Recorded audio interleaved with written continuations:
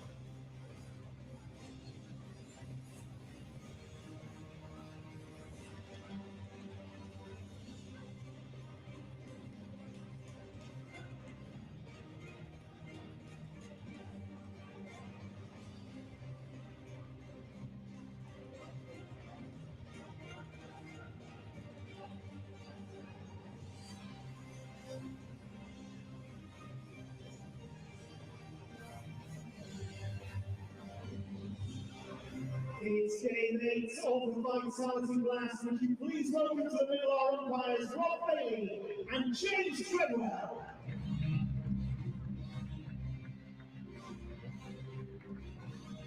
Opening the batting for the Outlaws, captain number 33, Joe Clark, and the great Lyndon James. And led by Captain David Willey, the fielding side for the first innings. Good evening, everybody, and welcome to the county ground in Northampton. The Blast is back. We've had a week off here for the Steelbacks. My name is Dan Jadzovic, joined by Phil Rowe. We're powered by Daffabet on the live stream at Northamptonshire County Cricket Club. Earlier this evening, the Notts Outlaws and Joe Clark won the toss and elected to have a bat first, so you can see the two Notts openers making their way out to the middle with the 11 Steelbacks fielders. And we've got a cracking night of cricket ahead of us. Phil, how are you, sir? Yeah, I'm very good, thanks, Dan. Yeah, it's good to be here. Promises to be a packed house. The seats are filling all the time, which is great. It's a beautiful evening. And, you know, I remember fondly Friday nights at home, packed house, a winning team. There's no better feeling. It's quite exciting to be back home, yeah. Yeah, it's a lovely evening out there. There's a lot of people. I'm sure we'll see some panning shots of the ground through the course of the evening. People enjoying the sunshine, soft drinks, harder drinks, ice creams, anything you like, it's all here at Wantage Road. David Willey's going to open the bowling from the David Capel end. I'll just run you through the 11s quickly. The Notts Outlaws, the visitors line up with Joe Clark, Lyndon James, Jack Haynes, Freddie McCann, Matt Montgomery, Tom Moores, Dan Sams, Calvin Harrison, Liam Patterson-White, Farhan Ahmed, and Dylan Pennington. And your hosts, the Steelback, Ricardo Vasconcelos, Matt Bretsky, Justin Broad, David Willey, Ravi Bapara, Safe Sabe, Lewis McManus, Luke Proctor, Ben Sanderson, George Scrimshaw, and Lloyd Pope. David Willey from the David Capel end. Vasconcelos is in at first slip. And it's going to be Joe Clark, the captain, on strike. Oh, it's a beauty to start with. Beats Joe Clark on the outside edge. It's a used pitch, Rowie. It's certainly used last Friday against Durham. That unsuccessful home game for the Steelbacks was used the game before that as well. So might just have a little bit of tack about it, a bit of turn maybe as well. Yeah, it might grip a bit. I mean, certainly that ball looked to swing a little bit as Dave would try and swing it back in. It's hit the seam and then gone sharply away. So there's a bit there already. Bringing in that catcher of Vasconcelos at first slip. It's defended on top of the bounce. So two fielders outside that 30-yard circle in the power play for the Steelbacks. They are located at deep third, and then almost a long leg, safe save down there on the leg side. Lloyd Pope patrolling the boundary here in front of us. Joe Clark is he's a very entertaining guy to watch bat. He's got so much style and class about him. Got a brilliant 100 in this competition here a few years back, and getting him early seems quite important. Yeah, he is one of the standouts, isn't he, in the 11? Just advances. Dave Willey sees him and then drops that leg back a touch. Yeah, it was 136 of 65 deliveries back in 2021 for Joe Clark here at Wantage Road. It's yeah, I was very fortunate to be on the ground that day, because that's one of the best T20 innings I've ever seen. It was right up, one of the top 2 or 3. And that's how good this kid can be when he's on. Yeah, well, he's been capped all over the world now, hasn't he, with various different franchise leagues and teams. Real standout for the Melbourne Stars in the Big Bash even. Will open the account for Joe Clark this evening. Matt Bretsky at point, keeping that down to just a single. So the other opening batter for the Outlaws is Lyndon James. He's got 156 runs so far this season at 19s, with 150 to his name as well. Yeah, they've had a quiet time of it overall, haven't they, in this competition? As we spoke about before the start in the championship, they're going very, very well. Historically, have been a really strong white ball team in and around finals days most years. Not on their best this year yet. No, as you said, dominating red ball cricket in Division 1 in 2025, but currently sits 6th in the North Group for the Vitality Blast. They've played 8, won just 3, losing 5 and collecting the 12 points. Comparison, the Steelbacks, having played 7, sit first, having won 6, lost the 1 against Durham a week ago here at the county ground with 24 points to their name as well. First game I've missed this year, Dan. I don't know if that's a coincidence. Yeah, no. No, it isn't, Phil. Oh, bit of extra bounce. Wow. There, that's lively. It's a lively start for Dave Willey, and that's just, I think, tickled the ribs of Lyndon James there a touch, hasn't he? He's just taken his time to gather his thoughts and catch his breath. 1 run off the over. Healthy round of applause from those in the ground for David Willey. Yeah, it was a typical David Willey ball, swinging back into the stumps, kind of aiming to go over the top of middle stump, middle and leg bail, something like that way, restricting the batter for room. And James tried to turn it into the leg side, but it climbed off the wicket sharply and hit him in the midriff, let's put it that way. And it was quite a painful blow. But already we've seen a couple of balls slightly misbehaving off the surface. Yeah, Ben Sanderson. Well, if you're fans of Vitality Blast cricket in 2025, this man needs no introduction. 19 wickets this season at less than 10s. The leading wicket taker in the Blast. What would you have got on that if you'd have predicted it at the start of the season? Yeah, a bit. You would have got a bit already. And that's respect. People might say, oh, that's disrespectful, walking down the wicket first ball. The opposite is true. That's respect. Joe Clark is saying to Ben Sanderson, I know that you can hit a length anytime you want to. I'm going to try and take you off that. But guess what? Sanderson's played this game before and he's in amazing form. Just dropped his length back a bit, spliced up Clark. Yeah, incredible form. 6 wickets over at New Road against Worcestershire in that victory earlier on this season. Still the slip in place, flicked into the leg side. It's not going to go. Matt Bretsky with an absolute cannon of an arm back into Lewis McManus, who panicked and tried to shield his eyes from that setting sun. Matt Bretsky's got a terrific arm, but that one was thrown in with some real spite. Yeah, from that side, it's the Galonis van side. You've got to bounce it in at this time of night because the sun is setting there. It was a no ball, front foot over the line from Ben Sanderson, so it's a free hit. Yeah, batters have changed though, so David Willey can change the field, and he's done so. So he's got 2 out on the leg side now. Justin Broad has gone out to deep mid-wicket to join Matt Bretsky at deep square leg, and Vasconcelos out of first slip. James with the free hit, advances, gets it fine over the leg side, and is met by a groan from the Steelbacks fans that have made their way into the grounds. First boundary of the evening goes to Lyndon James off a free hit from Ben Sanderson. It's very, very early, obviously. That's about the 8th ball of the game, isn't it? But on a wicket that looks like it might be slightly tricky, it's a used pitch, third time, as you rightly said, Dan. And we've seen a couple deviate already. Overstepping, giving a free hit is an error we could do without. Yeah, it was a relatively low-scoring affair last week by modern standards. That's gone into the pads of James. Be a dot ball. It was about 158, 157, wasn't it? 157 Durham set in the first innings. Northants falling 16, 17 short. And it just a tough one to get in and get an inning started. Yeah, I mean, you mentioned James Neesham was fantastic. He played sensibly. He played like Ravi Bopara generally plays, doesn't he? It was that good an innings from him. Well, we know what a quality cricketer he is. He read the script, consolidated well, absorbed some pressure, and then accelerated very well. I know there was a bit of criticism around about the way we batted. I felt it was difficult to score. It wasn't an absolute flat road, you know. It wasn't, and they bowled very well. Yeah, Sanderson beat James this time with a big flashing drive through the offside. He just protected up that leg side field there with Broad going back out to deep mid wicket. I must admit, it was only really Matt Bretsky's innings that I found, or the dismissal that I found confusing. Just in the fact it was against the spin at a time that we'd already taken, I think, 9 off the over, and potentially didn't feel like it was the right time to do it. But other than that, I think it was just a really tricky pitch. And so far, I think it's backing up what we saw a week ago. That one again down the leg side. There's a dive at 45, and it's going to beat Lloyd Pope, and it's going to run away again up to the dugouts. And silences, hushes the crowd for the Steelbacks. Previous ball, James gave himself a bit of room trying to hit it into the offside. There are no boundary fielders on the offside. Sanderson, anticipating that, got his line a little bit too straight. It was sort of leg stump and just outside.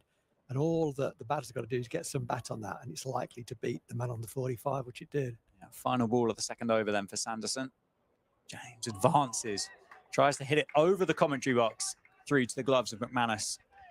And it's 12 for no loss after 2 overs. So expensive for economical Ben Sanderson so far this year.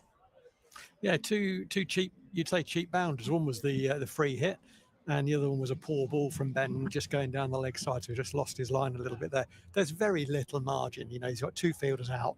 There's very little margin. Doesn't want to get hit through the offside. So just got a little bit too straight, as they say. But no great dramas there. However, if the ball is in the right area, it's looked difficult to strike it, let alone strike it cleanly. You know, the ball's gone past a few times already. Yeah, certainly a week ago, it just held a touch. Felt like it got a bit big on batters as well. Willie continues, and that's going to be a thick outside edge from Clark. It's just going to be one, though. Lloyd Pope down at deep third. Cuts that one off inside the boundary rope.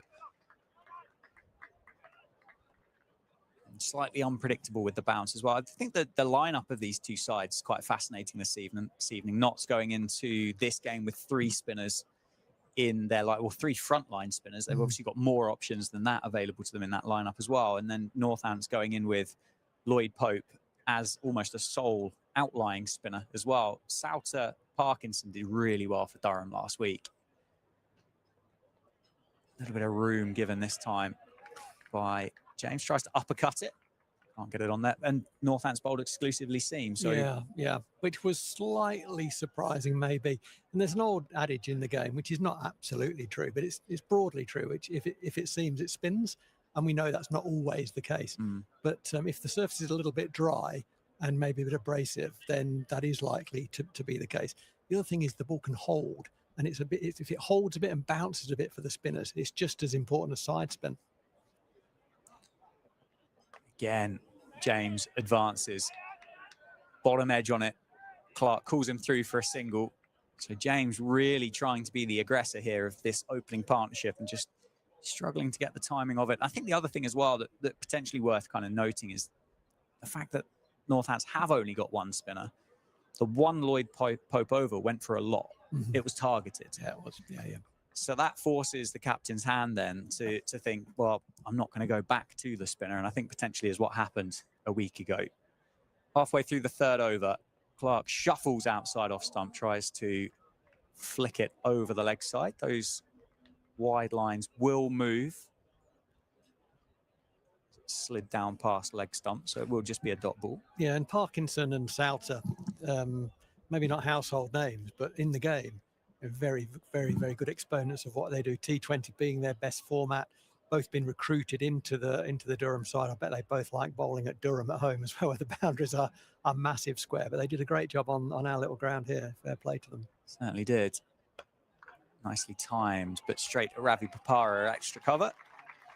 Another dot ball. Good over for the Steelbacks. Good in response from the leaky one before from Ben Sanderson. Just 2 runs being conceded here by David Willey from the opening 5 balls of his second over. Just feel something he might try and do something inventive here, Clark. He's only on 3. He's faced 9 balls. It hasn't been straightforward. A couple of nipped on him, a couple of bounced a wee bit. But he would want to get a boundary away. Yeah, he's got that short leg side boundary, hasn't he? David Willey hides it outside off stump. Dot ball to finish then. 2 runs from it. 14 for no loss after 3. It's a very, very good control of length. And David and I used to talk many, many years ago about white ball cricket, both T20 and 50 over, about controlling the length, controlling the game. And it's a surface where if there is sideways movement, you've got to hold your length to get the benefit of that.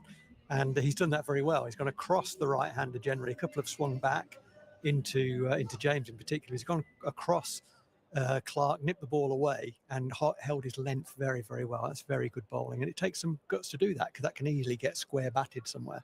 Certainly does. He's been in good form with the ball. 12 wickets at 17s for David Willey so far. But Ben Sanderson from the Lynn Wilson centre ender continues. Almost clothed really into the leg side. 1 bounce for Lyndon James. Finally gets the release that he's been looking for. Yes, he's already got those 2 boundaries. That one, I think, was the first that he's really executed how he wanted to. He moves into double digits, up to 13 off 10. 18 for no loss. And Sanderson under pressure. I enjoyed that shot from James because he just backed himself. It wasn't a half volley by any means, but he held his shape and hit through the line, deliberately hit it up.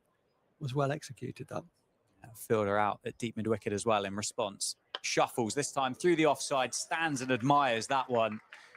Pierces the ring field. Luke Proctor will do nothing but underarm it back to Ben Sanderson. And David Willey calling for the helmet to come on for Lewis McManus. So they're fed up of watching Lyndon James shuffle down at Ben Sanderson. They want to keep him in the crease. It's a lovely bit of batting, that. Yeah. Targeting the offside, as we said. Another fielder went out to the leg side boundary, both the men out, therefore on the leg side boundary, square of the stumps, basically, the 2 men.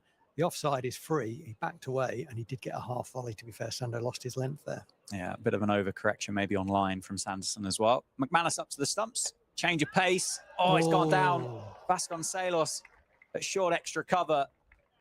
He's had a great set of hands during this Blast campaign so far. Took a screamer at slip a couple of weeks ago. That one floated really to extra cover and it's gone down.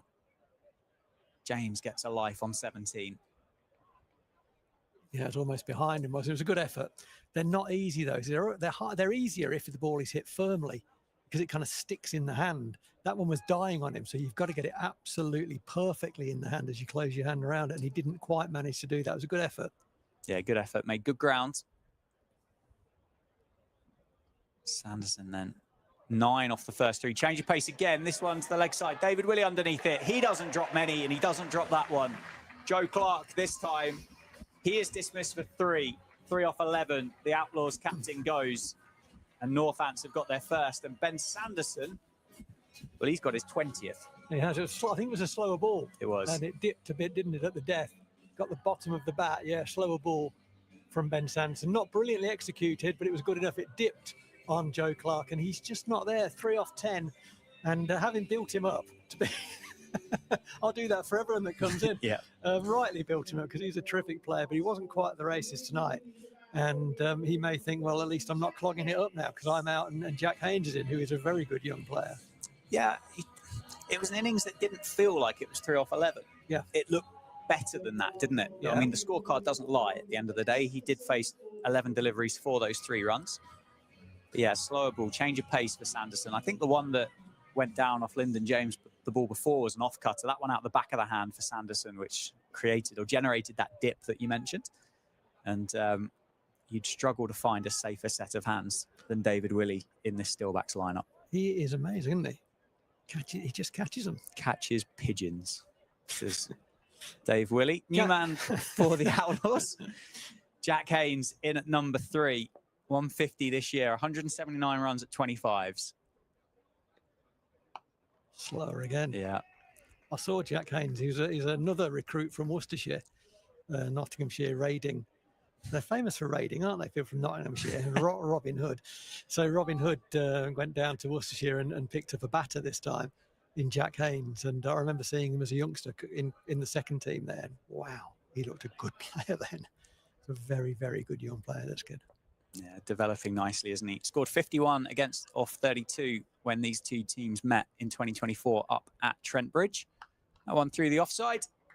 Ravi Papara stands and watches it fly down to the boundary edge, gets his account open, and Sanderson, despite having the breakthrough and getting the big wicket of Joe Clark, has been expensive this evening. 1 for 24 off 2 overs, and it's 23 for 1 after 4. Sometimes when you're in the power play, or any time really, but particularly in the power play and at the death, the Sando bowling up front, your good balls can go for 4 at times if someone's coming at you. However, that's not been the case this time. Sando's gone for a number of boundaries here, I think 4 boundaries, and 3 of them have actually been poor deliveries. Yeah.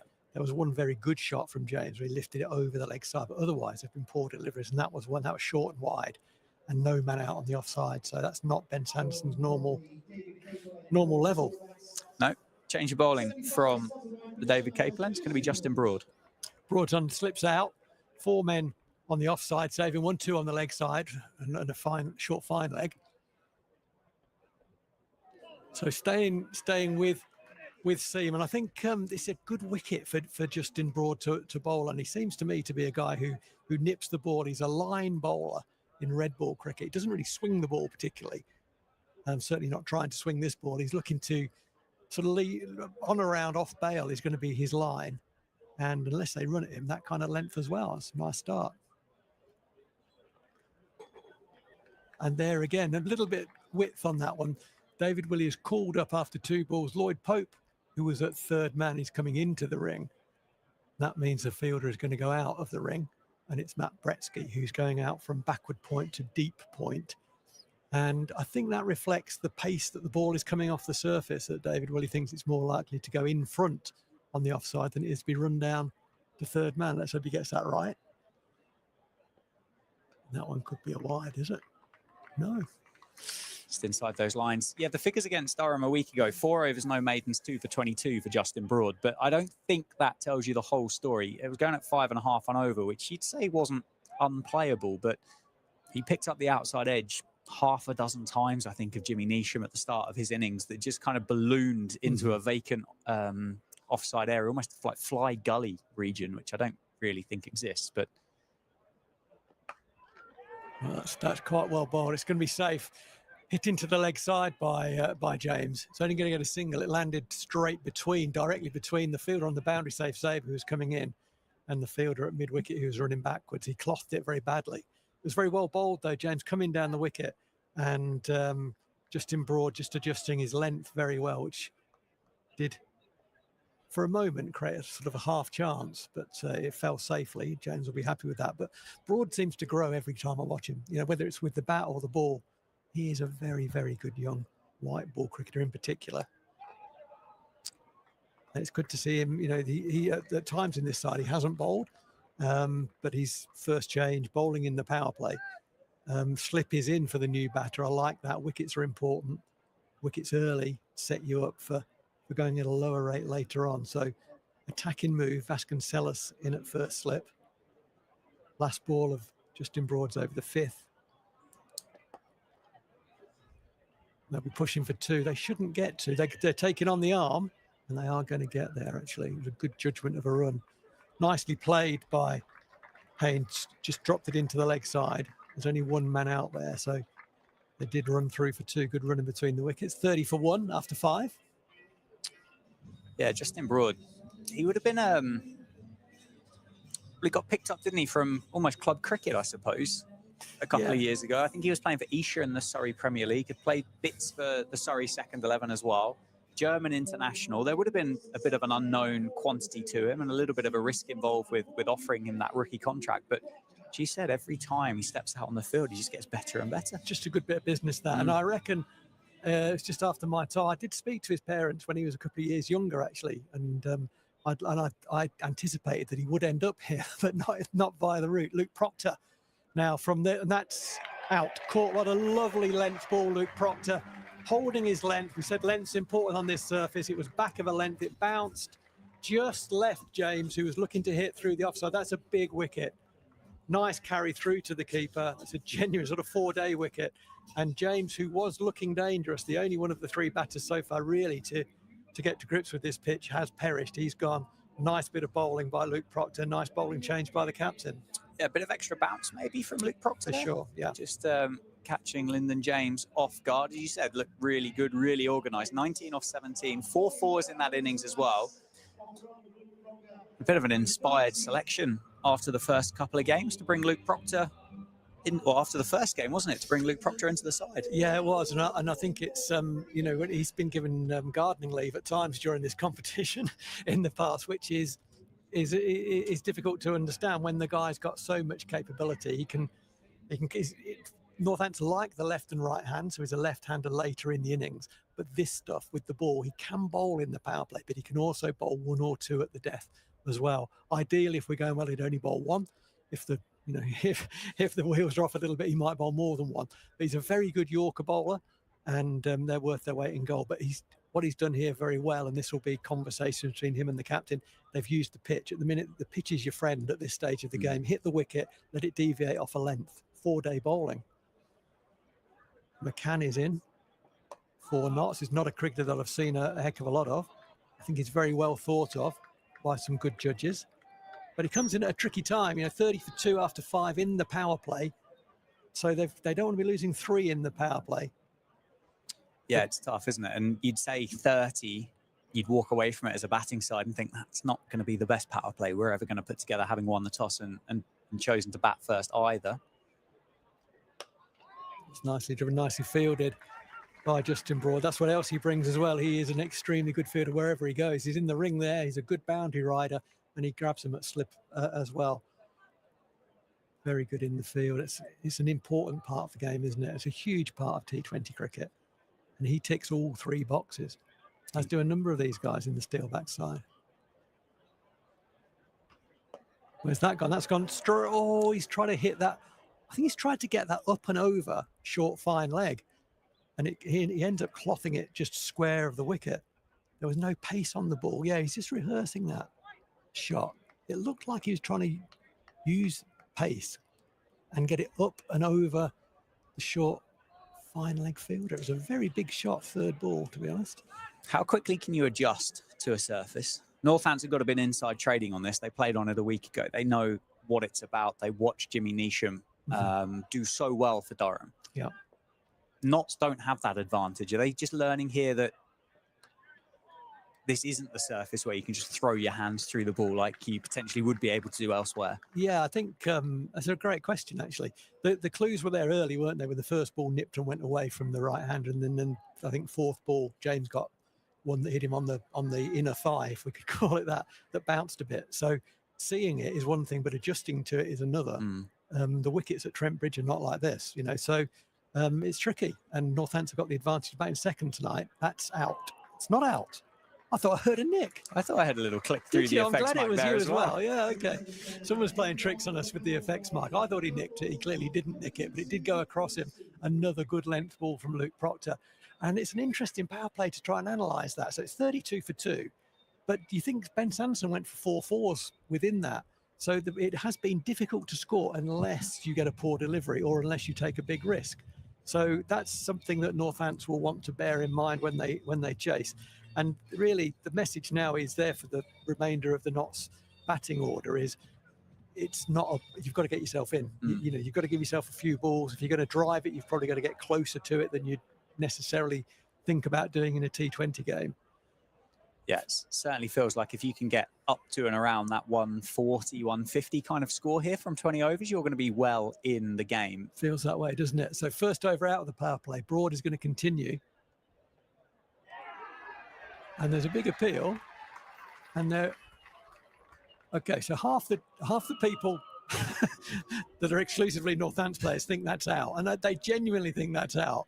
Actually, the batter and the umpire have no interest in that whatsoever. And that seems very genuine as well. So, yeah, it's interesting. Behind the wicket, It was the keeper, the first slip, and the guy at backward point all thought that was out. They heard something. The bowler was a bit sort of, yeah, they've gone up, I'll go up with them. Yeah, there was no creaky bat handle through the effects mic that time. No, that's a good length. That's a good run too. Very important. That's good cricket from Haynes. He's a smart, comes from a cricket family, and that's smart cricket. You know, if they're going to bowl back of a length, I've got to get myself in, but I must rotate the strike. It'd be interesting to see where Tom Moore's bats here, because he is a very dangerous cricketer, the coach's son, and he can take a game away. Whether they bump him up the order as a bit of a free play to try and break the game open is an option. There are various ways of skinning a cat.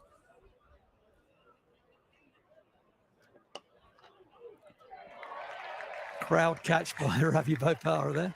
Yeah, I suppose it depends what else the Outlaws have got in that lineup, doesn't it? Ben Rain got bumped up the order by Durham and played a bit of a free hit. Okay. I think scored about 18 off 6 balls, potentially. Yeah. Got out fairly quickly, but actually in the context of the game, 18 runs was quite a lot. Struck him off at 300. Yeah, absolutely.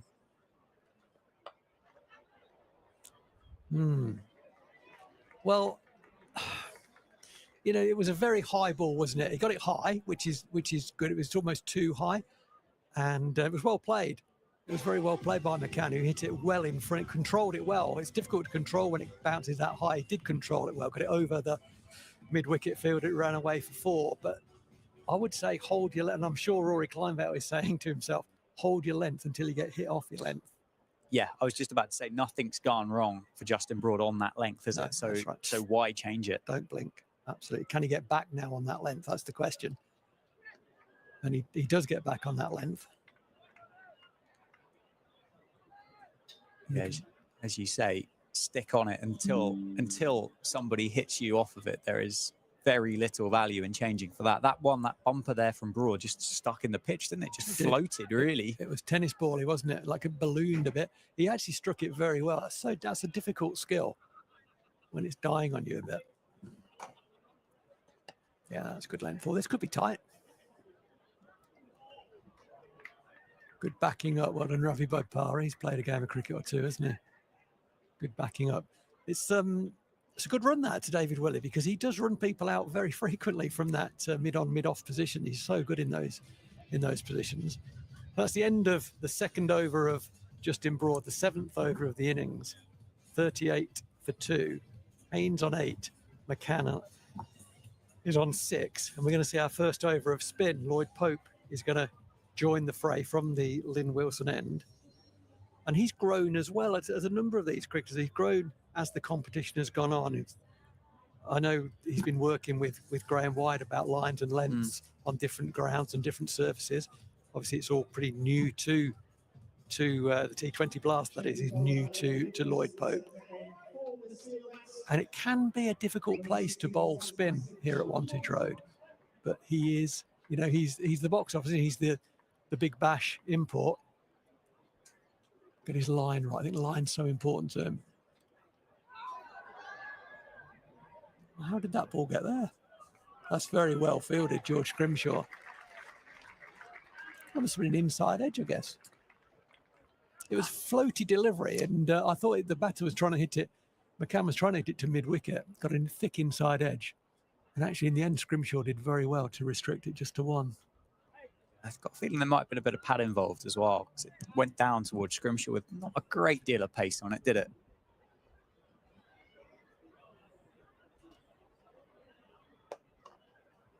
Oh, that he's got away with that, Lloyd Pope, because that was very, very wide. And personally, I'd like to see him not really leaving the stumps too frequently. The leg spinner bringing the stumps into play. And that's the issue. He bowled a full toss virtually first ball. Oh, it's a diving effort in the outfield by Saif Zaib. Or is it Vasconcelos out there? Safe out there on the offside. It was a good effort in the field, dive full length, but it was powerfully struck by Haynes. And another ball that was quite wide. It's sort of 6th stump in the slot. He's not going to miss out 2 on the try. He's too good for that.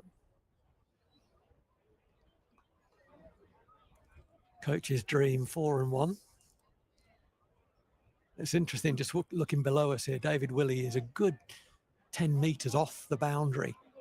down at long on. And it's an area he's got himself there. This is the area, I think, it's the biggest area for outfield catches on our ground here, just under the commentary box where we are. That's nicely played, gets away from that, hits it hard into the offside, and Bretsky almost overran that. The ball was so loaded with spin that it arced to Bretsky's right as he ran to his left, and he just had enough skill and balance about him to stop that. He almost ran past it. He did that up at Old Trafford on a catch. He ran straight under it. He doesn't want to keep doing that. He is quick. Last ball of the over. That's nicely played. Waited till it was almost past him. He's chopped it away. He's going to get 4.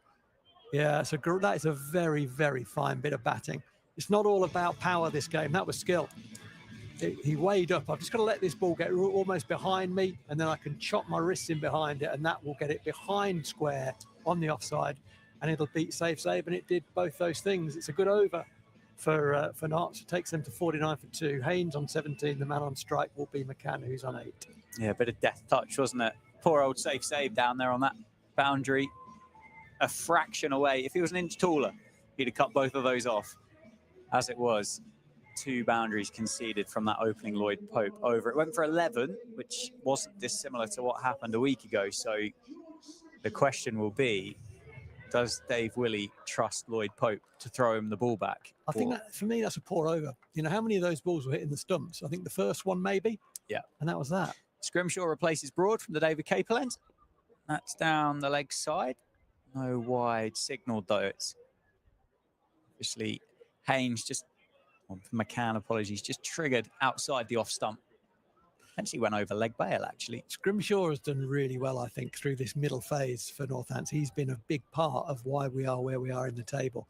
Really impressed with his cricket this year. Looks to me as though Notts have said, do not let him settle. Get on top of him early. Well, particularly if Pope's going to go at 11s. That, again, is an attempt from McCann to hit Scrimshaw out of Wantage Road. They've kept 5 in the ring. Only need 4 fielders within the 30-metre circle. They've kept 5 in, just a mini squeeze, you might say. In fact, as I say that, they've now gone down to 4. Well, it was a mini squeeze at the start, wasn't it? McCann, 8 of 12. Won't be worrying about that strike rate just yet, but you're never that keen to see it lower than 100, are you, in this format of cricket? Fielder goes out to deep mid-wicket, so there's 3 now on the leg side. So it probably indicates what George Scrimshaw will be bowling on that line. That one is signalled a wide by the umpire. Got his... No, carry on. No, I was just going to say, he's got his protection down here, isn't he? Down at deep mid-wicket, deep backward square, fine leg as well. So I don't think George Scrimshaw is going to move far from that line that he's been bowling at the start of the over. Absolutely. He's looking to get it into the back hip. And what he doesn't want to do is go too much shorter than that, because then that ball can go also to the offside, into the back hip.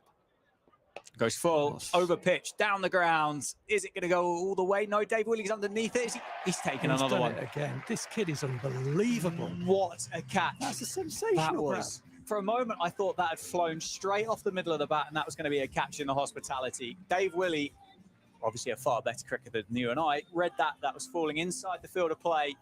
He's caught that running backwards, looking over his left shoulder. He's got 2 hands to it on the dive. What a catch. I can't tell you how difficult a catch that is. There are so many reasons why that's a difficult catch. I'll try and go through them all. The first one is that he's running away from the ball. The second one is he's running slightly uphill. The third one is it's been mishit, so he can't guarantee exactly where it's going to land, so he can't take his eye off it. It's gone far enough, which means he can't run sideways to the ball. He's got to run almost directly away from the ball. And finally, no, not finally, penultimate reason is that it's coming over his left shoulder. For a left-hander, that's more difficult because it's going to your wrong hand. The right hand is dominant when it comes over your left shoulder. Finally, he's got a dive, and he caught it. That's a remarkable catch. Told you, he catches pigeons. Six reasons why you can't catch that. Well, I've got that. I would have had one because I wouldn't have got there, Rowie. The reason I can list those is because I've had to find excuses for drop catches all my life, and so I got 6 ready.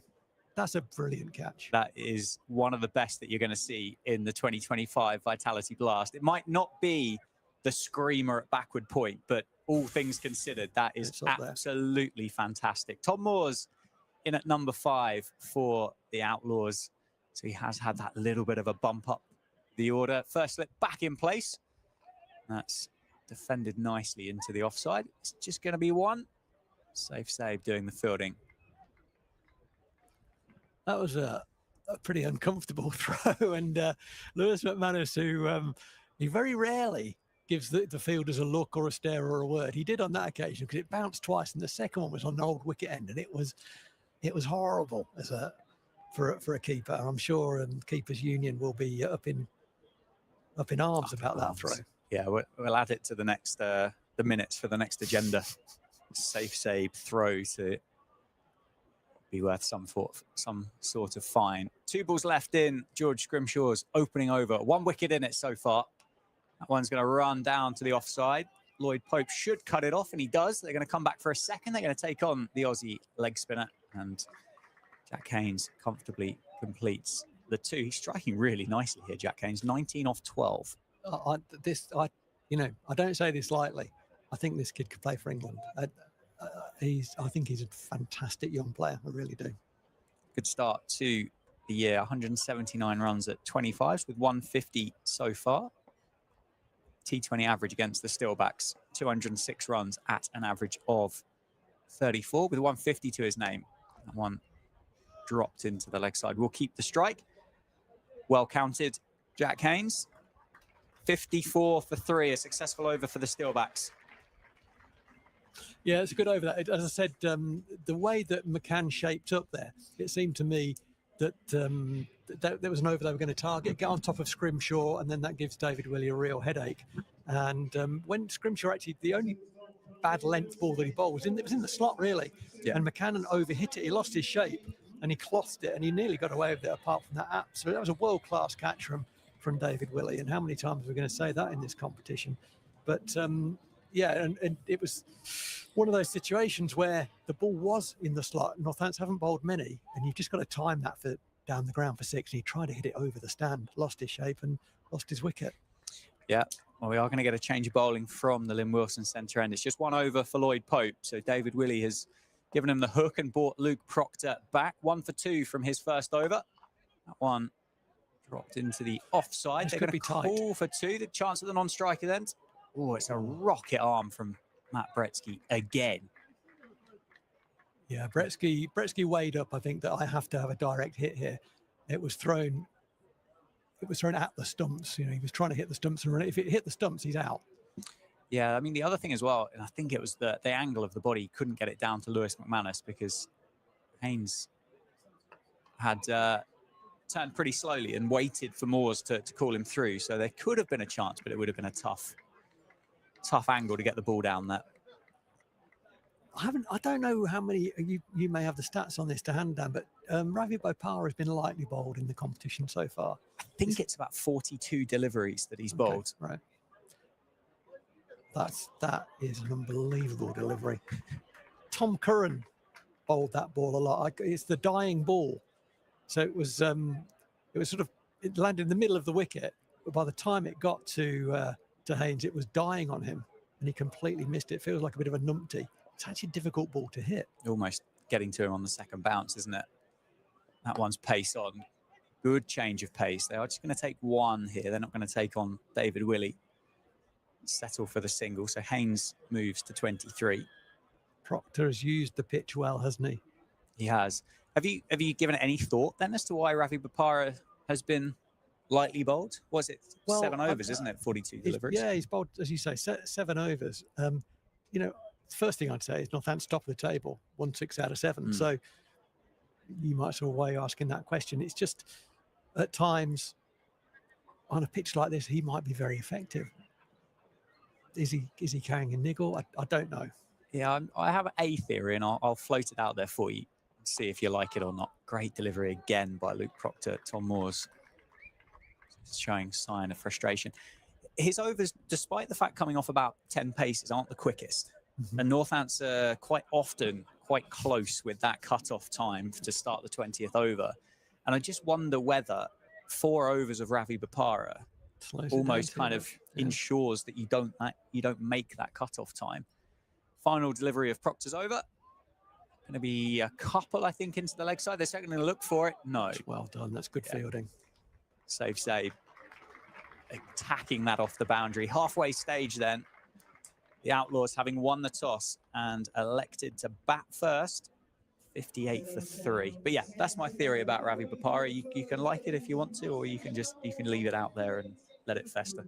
I'm going to think about it. Yeah. Because there's a reason, isn't there? There must be a reason why he's not bowling.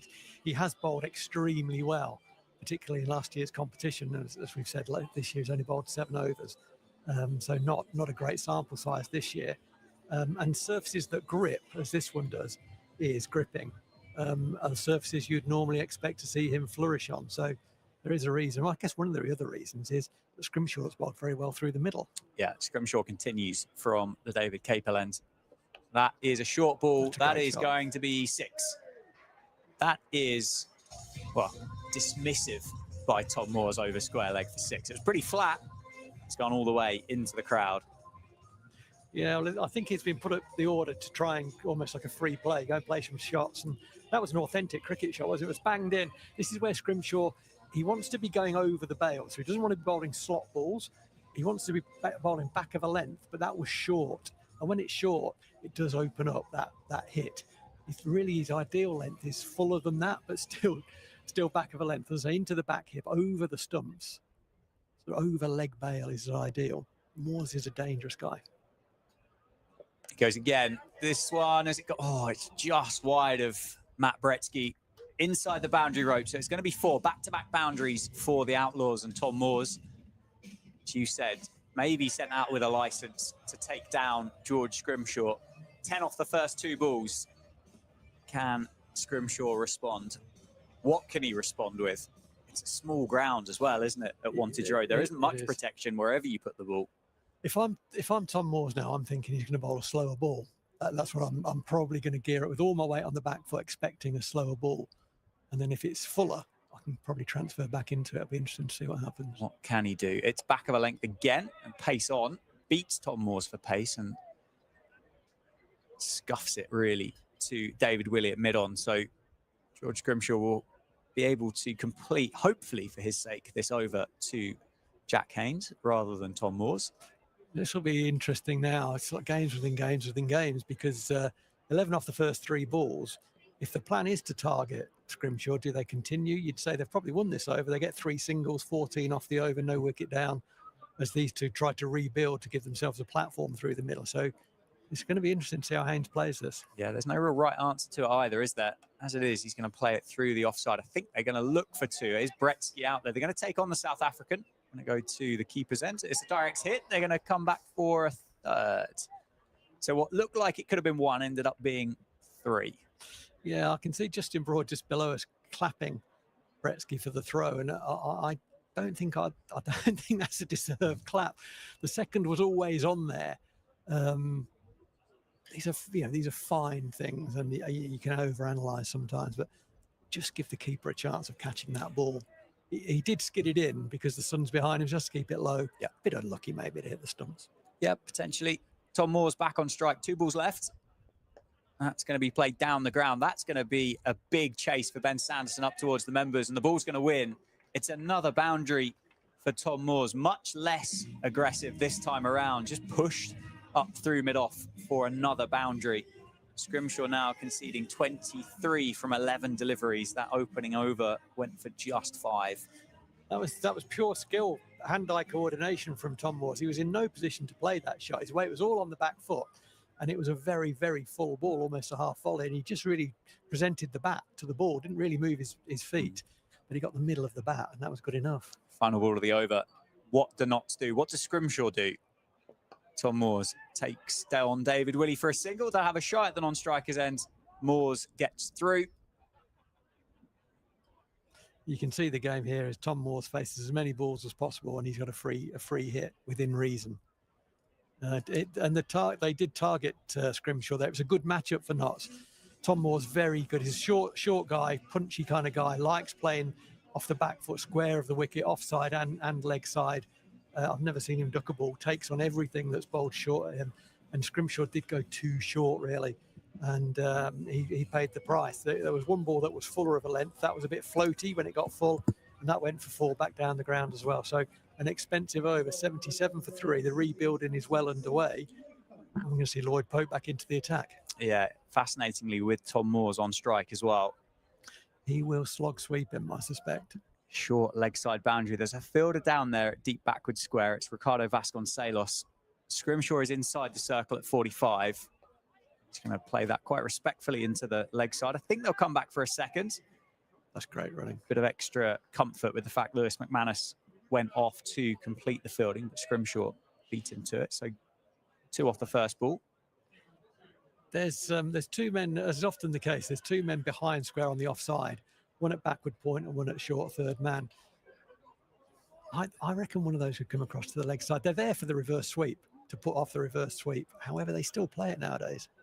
Yeah, well, just need to loft it over the 2 of them, and it's going to run up towards the heavy sweep for 4, isn't it? Yeah, I mean, you never know what's going through someone's mind, but I see so many players still play the reverse sweep when there's 2 there. And I just think I'd like another one on the into the mid-wicket area, really. It's been a fascinating start to this. It's been quite respectful from Tom Moores. He's 20 off 10, and that slides across him. A googly there, I think, from Lloyd Pope. That's beautifully bowled. Hurried on, didn't it? Yeah. Gathered off the wicket, well bowled. Maybe just hit the shiny side of that kookaburra. So 2 off the first 3. If Tom Moores has this license, can he keep going at this rate? I think he's going to just get 1 this time. Bretsky firing that ball in from the boundary edge once again. Does he ever throw it in softly, Bretsky? No. He's got one output, hasn't he, which is max. In terms of gears, I think he just operates in 6. He can throw a ball for the entirety of it. 2 to go then in Pope's over. It's been a good comeback. It's just gone for 3. That's gripped, isn't it? Did that take a little outside edge as well? I think it did. No, it's gone through his eyes. That really has bitten into the surface, Rowie. That's incredible. That has turned. That's a worry. Now, that is a worry. When I look at the Notts card and they've got 3 good spinners in their side, I'd like to see a replay of that, because that turned really sharply. I thought it has to be an edge, because it turned, didn't just turn, it's how fast it turns, and that did turn. Well, it's gone through first slip, isn't it? Yeah. With how much it has turned. Final ball of the over then. Back of a length, cut through the offside. I think they'll settle on the single. So Haynes will keep the strike. He moves on to 27. And after 12, the Outlaws 85 for 3. And this is building a good partnership. 35 off 21 between Haynes and Moores. Yeah, they've played well. Moores has come in a little bit higher in the order. He's played well. He's 21 off 12, as you say. And Haynes has played nicely as well. Just quietly, Haynes is 27 off 20, which is not, that's not the highlights. But in the context of when he came in, it's a very good job at rebuilding to go. He's going well over 100 strike rate. David Willey is going to come back into the attack. And I'm sure that David Willey, like a number of other Northants top order batters, will have seen that 5th ball of Lloyd Pope's over that pitched, turned away from the right hander, bounced and turned really sharply away for 4 byes, and thought, this could be tricky. And possibly, I was looking for reasons why Notts would bat first. And I think I've just seen one there, because they know their spinners will probably get grip, and there's 3 of theirs and there's only 1 of Northance's, so that's probably why they've batted first. Yeah, on what's likely to be last use on this surface as well, I would have thought. Yes. Before it's put to bed. So Willie's going to bowl from the David Capel end. 3 fields out on the leg side, 2 on the offside. Knocked into the leg side. I thought it was going to be an after you clawed then between Vasconcelos and Willey, and they'd run 2. It didn't happen, because Vasconcelos actually took control, kept it to 1. Big move from the skipper this to bring himself back. I think he would have looked to have kept those 2 for the death. So for sure, he needs a wicket. We need to get Tom Moores out, and I think this is a battle within a battle here, because Moores, he's ticking, he's hitting the ball nicely. And he's been, in terms of striking the ball, the best striker of the ball so far in the Notts line. He'll want to take Willey down. That'll increase risk. So it's a little game within a game. Who's going to blink first here? And David Willey just fires it down the leg side, and he's called wide, rightly so, by umpire Rob Bailey. Yeah, I guess he's just looking for the Yorker there, because he's not got a great deal of protection. Tom Moores has got a little tickle on that. That would have beaten Lloyd Pope on the inside. Had he had gone Yorker, we've already seen Tom Moores block Scrimshaw down the ground for 4 as well. Dangerous, dangerous player, Tom Moores. Hits the ball incredibly hard. Be a big wicket to get him for Northants. Yeah, he's gone Yorker again, hasn't he, David Will? He's very well landed. Landed it right at on the popping crease there in front of Midland leg stump. Squeezed out just for the single. And Tom Moores is indicating that there's a bit of tail on that ball, meaning it sort of swung back into him. That's the signal he's just given his partner. David Willey, I was talking to David Ripley today about David Willey and reverse swing. It's unusual to get the ball to reverse swing in T20, but I think that they have got this one going a bit. Haynes knocks that one off the hip into the leg side. They'll be happy with the single because it gets the man with the free play on to strike Tom Moores. It's a couple of times in this over already that Haynes has really knocked it off his hip and got Tom Moores back on strike. So we can see the game plan is get Moores on strike and he can try and hit boundaries. The problem he's got is David Willey's bowling pretty tidily. Yeah, and if they can set this platform up, they've got Dan Sams to come, who hits a long ball as well, doesn't he? He does. He does indeed. Will he go Yorker again? It's a length ball this time. That seems to be your area if you're bowling seam here at Wantage Road. Length, you know. Too short, looks like it sits up. Length is coming back into fashion, in particular on pitches that are offering you a bit. You know, it's a good percentage play. It's brave because if you get that slightly the wrong side of a good length, slightly too full is what I mean by that, you can disappear a long way. Oh, interesting, David Willey runner. I've not seen that before. Waving his arms about as he came in, trying to maybe just put Tom Moores off a little bit. So David Willey recognises that Tom Moores is the big wicket. I've never seen that before. No, that's a perplexing little move there, isn't it? I think it might be an indication that Tom Moores might be winning this battle at the moment. Well, he's certainly giving Northants things to think about, isn't he? He's 23 off 15, so he's striking at on about 160, something like that. And he is the danger man. He's been popped up the order one to hit boundaries, really. It's been a good over from David Willey so far. It's hiding that ball. Ends up at a low full toss. Attempted Yorker. That is actually a very, very good over from Northants. Gets a nice round of applause from it's not quite a full house, but it's a very good crowd here tonight at Wantage Road. Yeah, why would you not want to spend Friday evening in the sunshine at Wantage Road in Northampton? No finer town, as the team song goes, Rowie, as I'm sure one that you would have sung plenty of times. Jeez, I've lost my voice over that many, many times, yeah. Happily, very, very happily.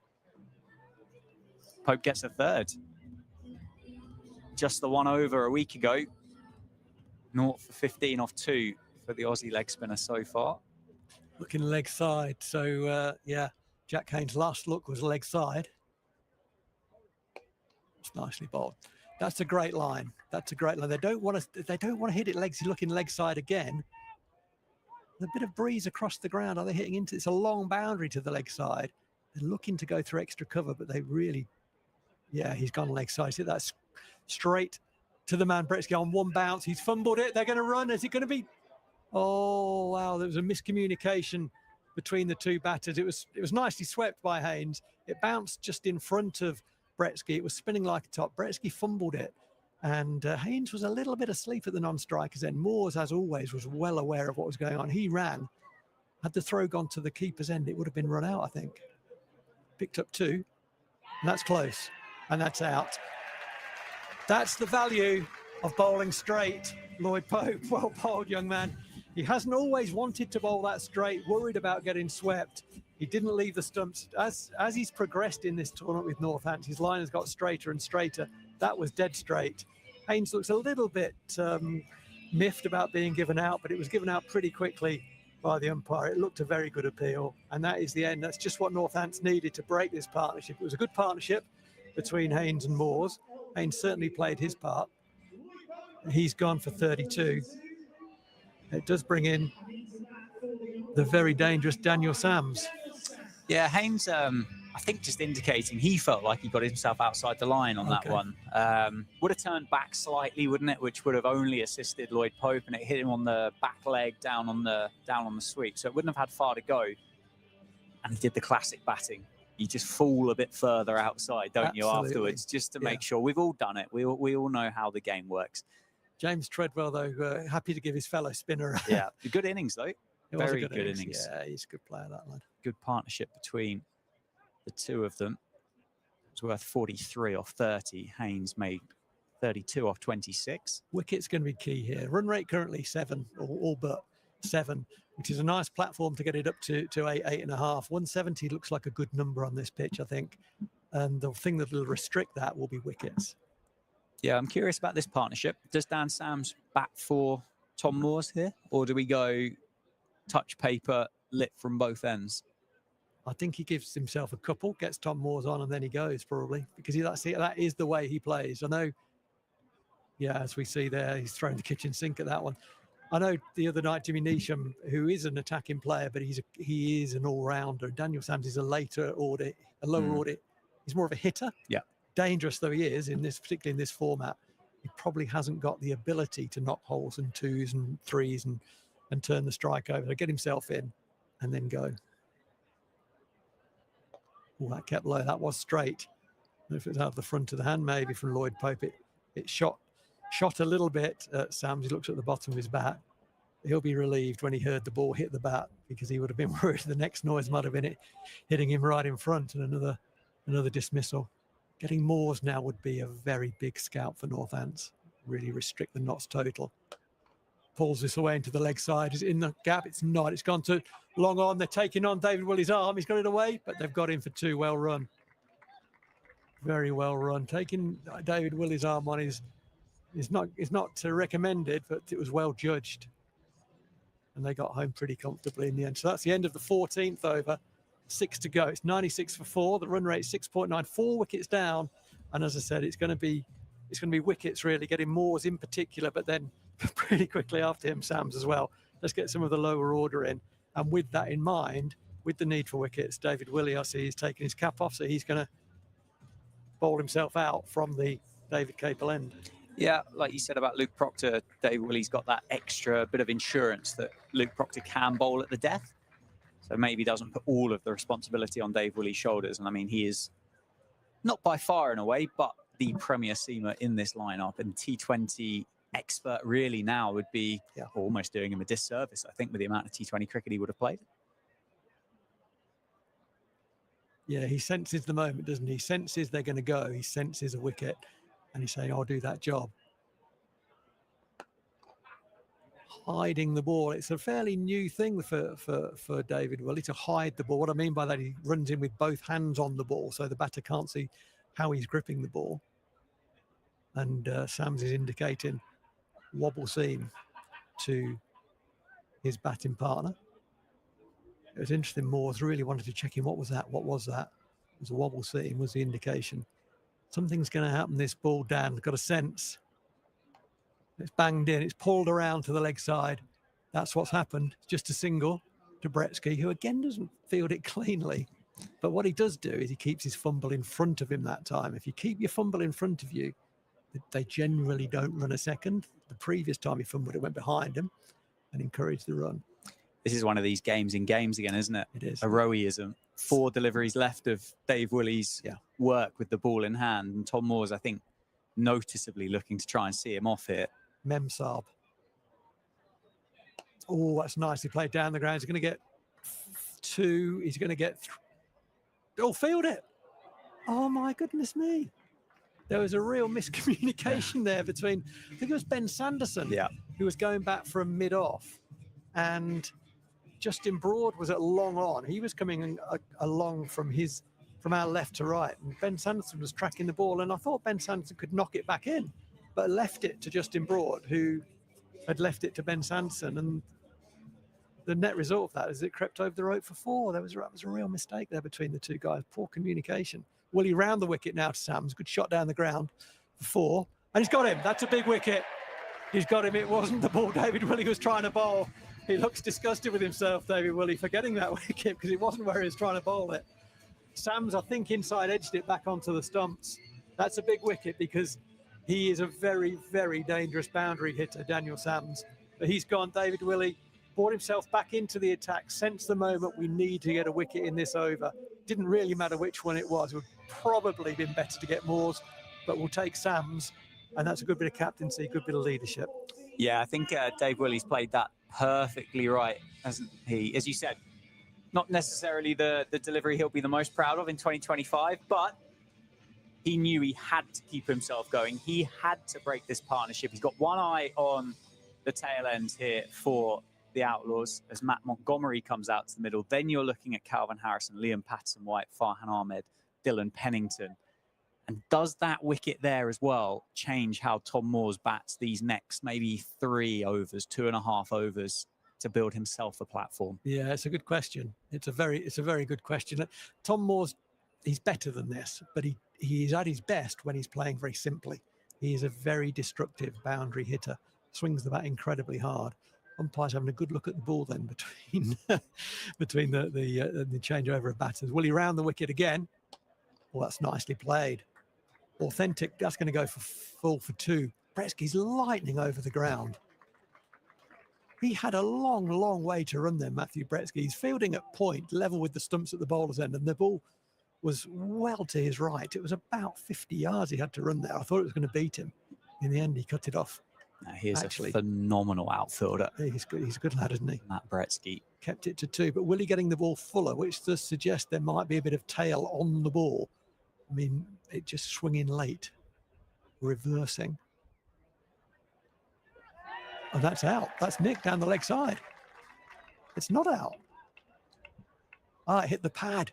That's the noise. Bit of thigh pad on the way through. The lads have done me like a kipper there. It just sounded quite woody, the noise. It wasn't wood, it was pad.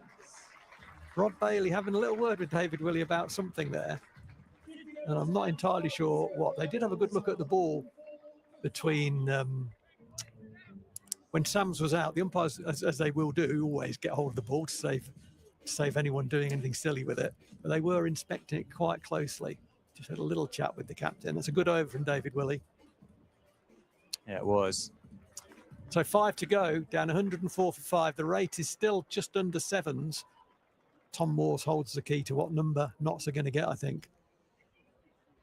And he's recognised that. He's hit it down the ground, he's hit it very straight. And it's going to bounce once just inside the rope. It's a very good shot. Anything other than dead straight, he's going to be out caught by either Broad or Willey, the 2 men who are back. He actually hit it extremely straight. Controlled it, didn't try and overhit that. That's something I've accused Moores of in this innings, and he certainly didn't do that. He controlled that beautifully down the ground. 1 bounce for 4. Good start to this over. Yeah, Broad's gone a bit straighter there in response. That one back of a length. They're going to get 2 as he pulls it to safe save, who comes to his right to field. Yeah, it's with no disrespect to Matt Montgomery, Calvin Harrison, Liam Patterson-White, etc., but it does feel like this innings relies on Tom Moores now. It's on his shoulders, isn't it? It is. As to what the Outlaws can get. Could we pace off? Yeah, that's well bowled. Just a bit of pace off there. Well bowled, Lloyd Pope. Just floating it really there. Nicely bowled. Good line. Yeah, he's been hitting them well. 207 runs so far before this innings for Tom Moores at 41s. I feel this is a big 3 balls. I feel this is a big 3 balls in the context of this game. Oh, that's nicely bowled, Lloyd Pope. Nicely bowled, young man. Northants conscious of the time are running around but within the over. I think it was time that the umpires are talking to David Willey about.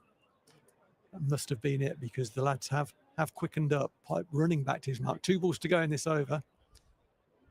Moores tries to thrash it down the ground, loses his shape there. Ends up just really clothing it down the ground for a single. Scruffy outfielding there, unusually from Justin Broad. I think that's a nod to the pressure that Tom Moores has put them under. He was just desperate to get the ball in the air and get it in. Get it in, get him off. Tom Moores has robbed 2, 3, I think, so far this evening with those extra runs. Yeah, that's dead right. Last ball of this over from Lloyd Pope. It's slower. It's caught by the keeper, but it has not hit the edge of the bat, despite Lloyd Pope's very convincing appeal. I'm glad I'm not an umpire. It'd be all out by now, giving him out with both hands. That was not out. It was a dot ball. It's the end of the over. It's 111. Nelson's up, 111 for 5. There are 4 overs to go. Montgomery's 2 not out. He won't be on strike. Tom Moores is on 33 off 22. He's the danger man from a Northamptonshire perspective to see through the last 4 overs. Over to you, Dan. Yeah, you'd be getting a reputation in the local leagues, wouldn't you? Kind of smoking pistols Phil Rowe there as you trigger I'm a terrible the umpire. batters left, right and centre. I am a terrible umpire. And so far this evening, I think they would be triggers as well. You've not given a great deal of thought, have I'm you? none for 3. Sorry, Knots. Luke Proctor from the David Capel ends. Tom Moores on strike. Slower ball into the surface, out of the ground. There's a catch in the crowd? No, didn't fancy it. The hospitality are enjoying the food, the champagne, the beers down in the Curo Wealth. Tom Moores picks up 6. I think that's a remarkable shot. Just waited for it, isn't he? He has. Power from Tom power, Moores. Bat speed. He swings that bat so fast. Pressure back on Luke Proctor.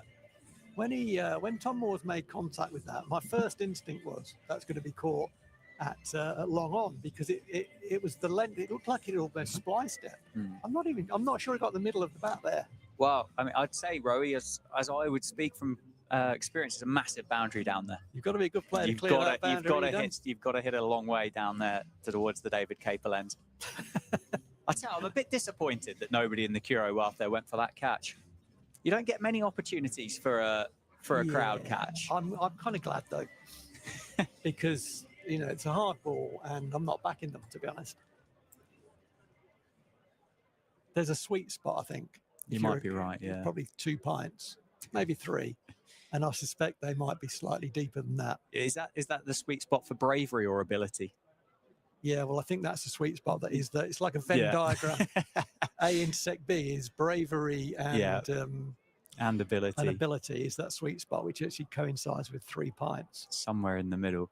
But it was poor, really, because there was a moment where somebody just flinched an arm out, and that's just going to put people off around them, and that's where I think you struggle. Poor keeping that. Poor form. 117 for 5. Big 6 off the first delivery. What can Luke Proctor do? Goes Yorker. That's going to go up. That's going to go again. Is it into the members this time? Hangs in the air for an age from Tom Moores. Back-to-back 6s for the Outlaws keeper. He moves to 45, and Proctor has gone for 12 off 2. Yeah, I mean, the first ball from Proc, he tried to hold his length, and Moores hit him off the top of that length. That was a very good shot, the first one. The second one was a slot ball, and I think Moores didn't get all of that either, but he got enough of it. But the second ball wasn't a good delivery. I think it was an attempted York. He missed it. 6-6. Yeah. Does he go again? I think he will if it's there. Goes Yorker this time, and that's going to be straight. That's going to be 4. Luke Proctor's done incredibly well to get out of the way of that, because that's gone like a tracer back at Proctor on his follow through. Moore's now 1 away from 50 off just 25 deliveries. Jeez. Duck and cover. That was horrible, wasn't it? There was a small fraction of a second when it looked like that ball was going to clean up Luke Proctor on the follow through, and thankfully it missed him. What a strike of a ball that was. What can Luke Proctor do? He is being taken to the cleaners here by Tom Moores. 3 deliveries left in the over. Short ball pulled away. Is it going to find a gap? I think it is. It's going to be another boundary for Tom Moores, and it's going to be 50 for the Outlaws keeper. 53 off 26. Beats a diving Vasconcelos at square leg. It's not the healthiest round of applause from the Steelbacks fans, but I think you should be getting a bigger one than that. Absolutely. He's played brilliantly. I think that was the wrong option. It's easy to say when it goes for 4. I do think it was the wrong option, because Tom Moores is very, very good on the pull shot. He's got fine leg up as well. So if he does top edge it, it's going to go for 4 or 6 over that fielder. I think back yourself, get it in the hole. Get it. And what I mean is Yorker. Hit him on the toes. Very full. Base of the stumps. Yeah, well, he's got 2 opportunities to do that. I think Moores is just going to keep going here. He does. He goes down the ground. Is there a chance for a catch here? Running in. It is. It's that man again. You could put your house on David Willey taking the catches. Unfortunately, it looks like he's in a bit of pain, but holy moly, that's another screamer of a catch. That's a great catch. So hard. Running forward. I mean, the 2 hardest catches in cricket are running away from yourself and running forwards, and he's caught 2 of them tonight in the top draw, because by the time he had to run so fast into that ball. When he hit the ball, that's not what you want. You want your hands to be stationary to get around the ball, and his hands were traveling really fast forwards towards the ball. But such is the skill level of David he's such a good athlete that he caught that. He hurt himself to his left knee as it kind of gripped into the dry surface below him. I don't think that's going to be too serious. I hope not. But Hopefully just a bit of catch. Bit of an overstrain. Somebody's got to have a word with the DJ here, Rowie. Yes. You've had a bad day for Tom Moore's walking off with 53 off 28 to his name. Like, that's a great day out. The DJ. That's nonsense from the DJ. One delivery left of Luke Proctor's over. Well, it'd be polite to call it expensive. That is a huge catch, isn't it? Yeah, because massive. if Moores is there at the end and walks off after 20 overs, then I think Notts have got a number which is very difficult. 100 isn't off the cards, is it? That's Great well bowled. Yorker. Liam Patterson-White, the new man for the Outlaws. So 2 relatively new batters in the middle now for the visitors. 131 for 6, 18 deliveries left. Yeah, David, well, he's keeping running for a couple of reasons. One is they're on the clock with the cut-off time. I'll come back to that in a minute if anyone doesn't know what I mean. I'll try to explain that. But the other one is that he wants to keep that knee moving, because if he lets it stiffen up, it could be difficult when he comes out to bat later on. The cut-off time here is 19:47, so 13 minutes to 8. What that means is that Northants need to be ready to bowl the last over at 19:47. If they're not ready, the penalty for that is that they have to have one less fielder on the boundary, which means one more fielder within the 30-metre circle. So they're up against time. Yeah, Sanderson back into the attack from the Lynn Wilson centre end. Was expensive in the opening 2. We'll start with just a single. They need to take an extra couple of wickets because that will just give them a little bit of credit, won't it? There'll be a touch of an adjustment. It certainly did against Durham the other week. Well, that would not have been for the wicket. It would have been for something else. Okay. You know, if the umpires feel the batters are slow changing over, okay, they'll look after the fielding side. Gotcha. But you don't generally get time for wickets. Not in white ball cricket. Fair enough. 1 run off the first of Sanderson's. 1 for 25 so far. Slower ball, well bowled, well dug out. They're going to look for 2. David Willey with the poorly knee. And that, the way he's pulled up there, does not look good for David Willey. He's not happy. I mean, you're going to have to pick him up and drag him off the field. He is not going to want to leave his team, is he? But I'm not picking him up. Me neither. I think you might get a couple of black eyes, I reckon, if you tried to drag him off the field. He wouldn't punch an old man.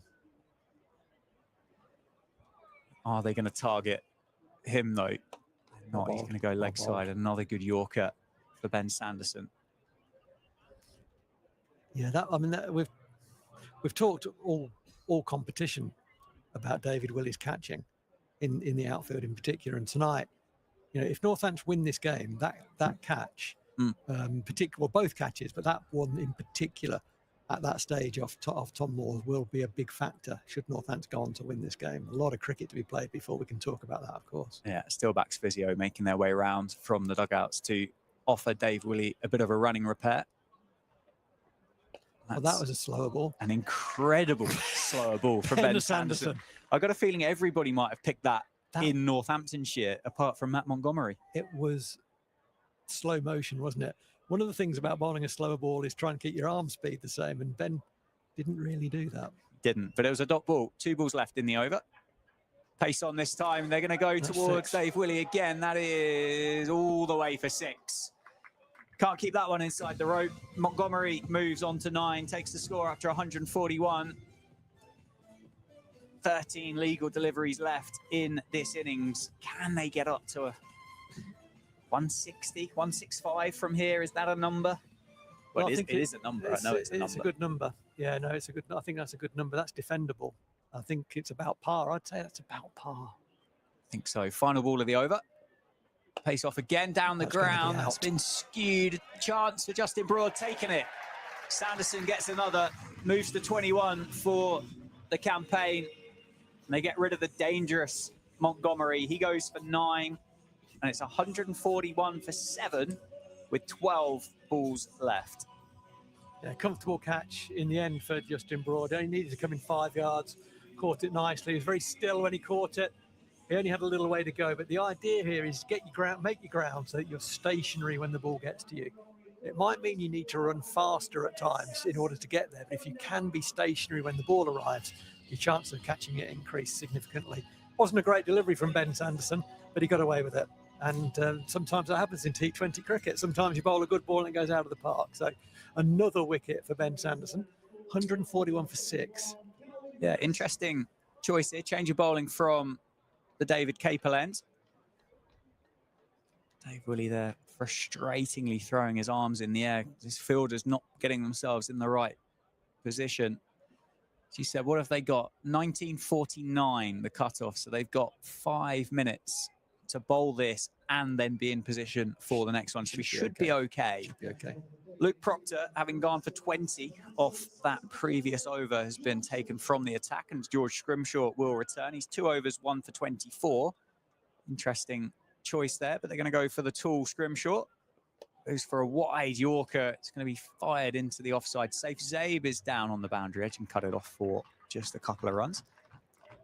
I don't know. I don't know whether you had to take Luke Proctor out the attack there. I probably would have gone Scrimshaw at this with these two guys batting. I mean, I think it's not clear. I'm not absolutely 100%. Yeah, it had to be Scrimshaw, but I can see. I don't think it's a disaster by any means. Fine leg comes into the ring, long on goes back, or mid on goes back to long on. And yeah, this is frustrating for David because the wrong fielder's coming into the ring. It takes time to put him back again. Yeah, that's something that's been a problem through the course of the season. Patterson White down the ground. That is muscle that time, isn't it? As you said, slot. Straight back over Scrimshaw's head, all the way for 6. 149 for 7 now. 10 to go.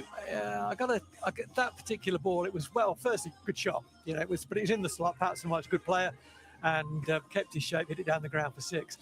The ball before, or between balls, David Woolley went back from mid-on to long-on and fine leg came into the circle. And what that says to Patterson White is this is not going to be short. They're setting up for maybe a Yorker, something I'm going to hit down the ground. And that's exactly what he got, and it was in the slot.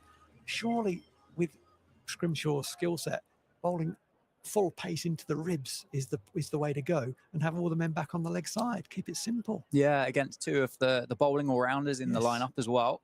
Goes full again, and this one misfielded by Ravi Bopara, but will still be a dot ball. Calvin Harrison, the new man. So 2 former Northamptonshire loanees in the middle, both having spent loan spells here. Calvin Harrison this year in the championship, Liam Patterson White last year. It just takes, I mean, he'll probably bowl a bumper now. He shouldn't do, but it does take the bumper out of the equation. It's gone straight through him. A big heave for Liam Patterson White. I think he knew what he had to do. He's missed it, and Scrimshaw has removed the off stump. He gets his 2nd wicket of the evening, 149 for 8 now. Steelbacks will be looking to tidy this up now with Farhan Ahmed and Dylan Pennington left. And that 165 maybe just feels a little bit harder for the Outlaws. Yeah, it's nicely bowled. It was top of the stump, wasn't it? Not the previous ball, but earlier in the over, he bowled really a slot ball. It was a half volley to Patterson White, who dispatched down the ground for 6. That one's harder to hit because on the top of the bails, a difficult length to hit, and Patterson White wasn't able to. Try to drag it through the leg side, and the off stump went or the leg stump, I think, went tumbling back. Yeah, but it's 11 off 7 for Liam Patterson White. It's absolutely a dangerous innings, a cameo at the back end of it. Number 10 for the Outlaws is Farhan Ahmed. And I think the Northampton's being done on time here. Well, they've got not yet a minute to go, but they certainly don't seem to be in any rush whatsoever to get this over complete, do they? There's still 2 deliveries left in George Scrimshaw's over.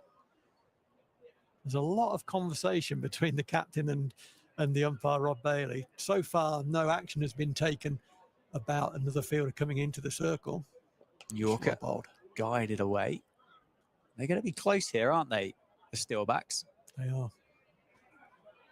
Again,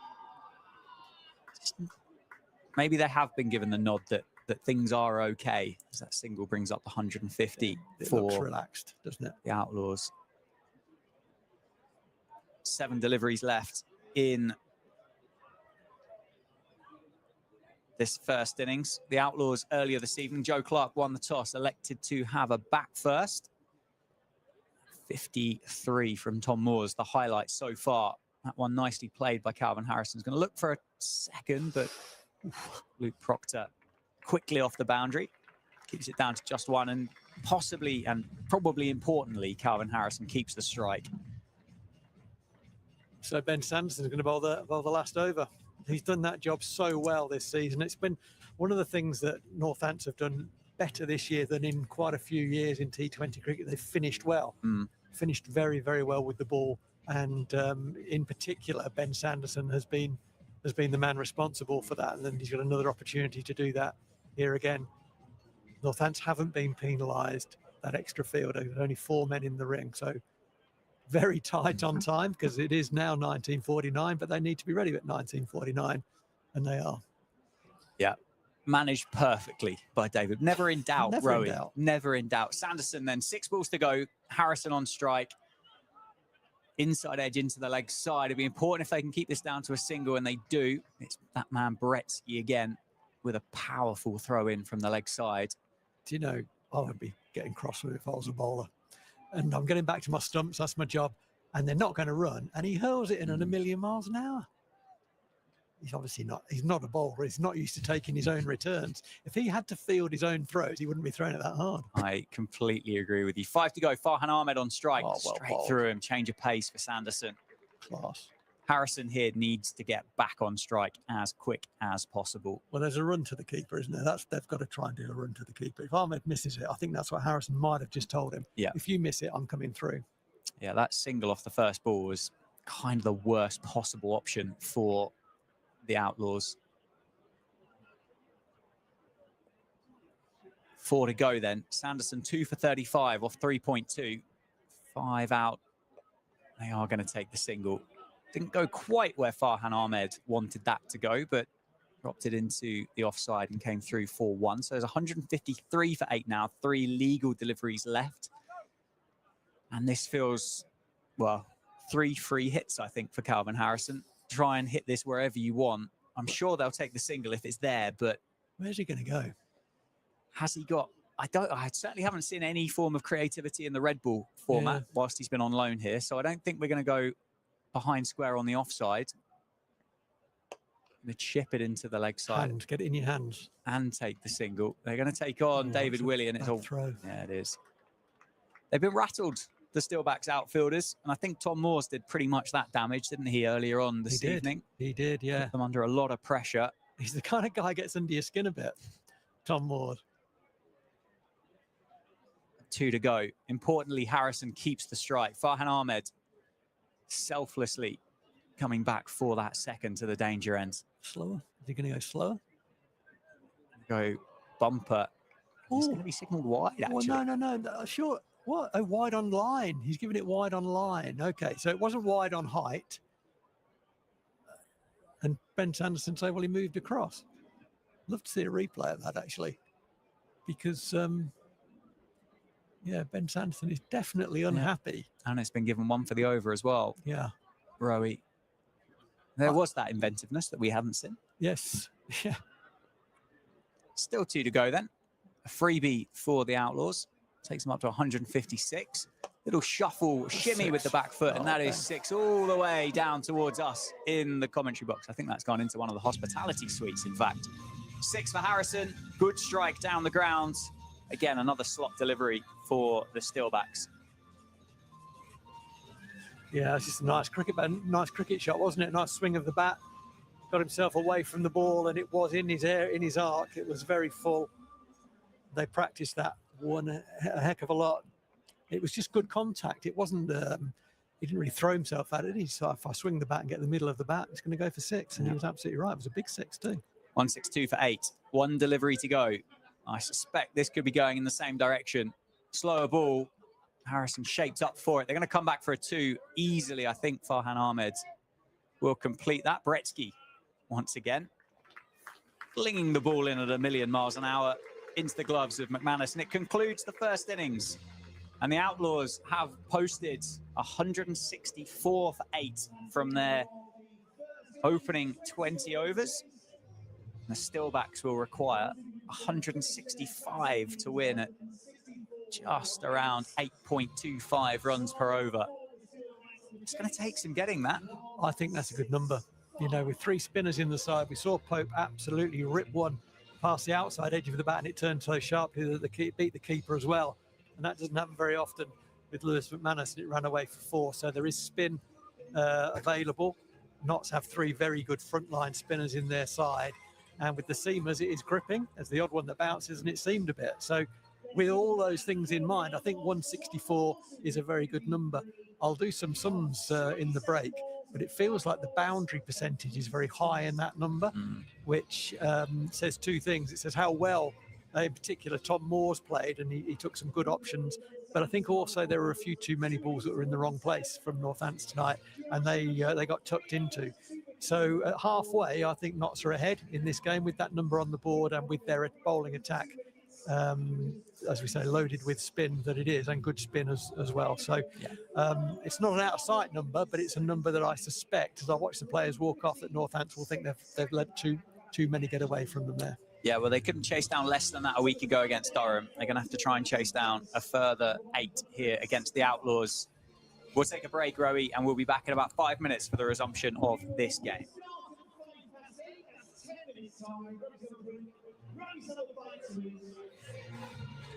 We will restart with the Steelbacks chasing at 8:05.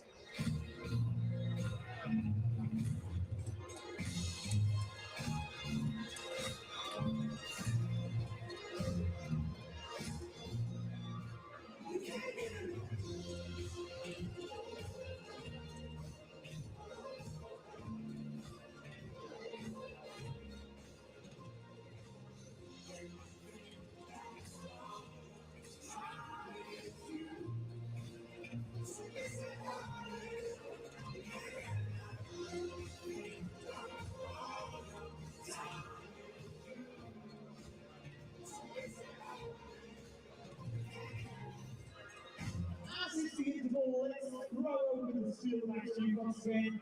Anything you'd like to hear, hashtag Steelbacks jukebox on Twitter or X, as well as Twitter these days.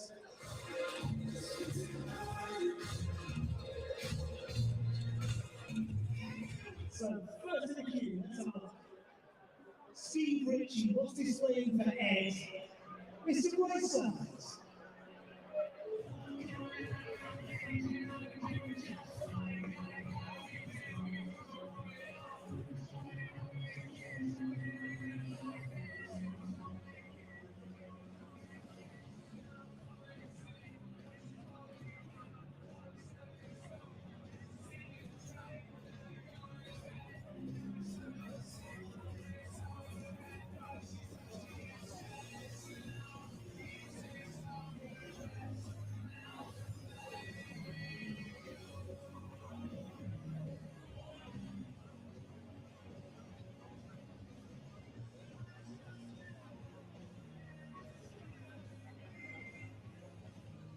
Very happy birthday to Ray Cole, who's 90 years old. Happy birthday, Ray.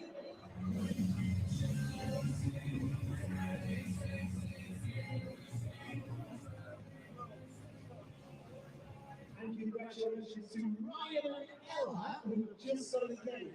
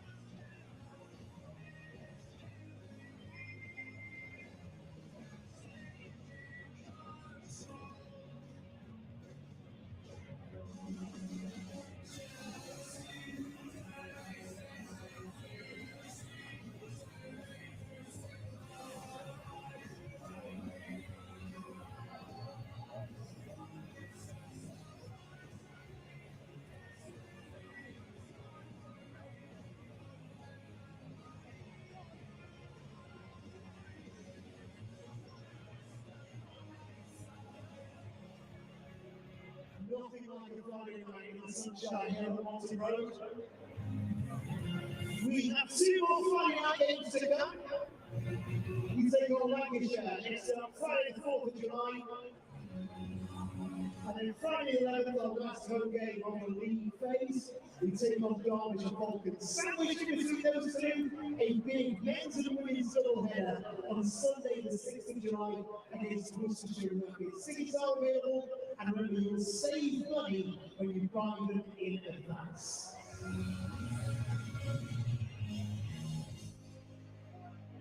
Next up on the Steelbacks jukebox, singing last minute summer fun, the Fat Back Band. I found Robin and Lucas Stapleton.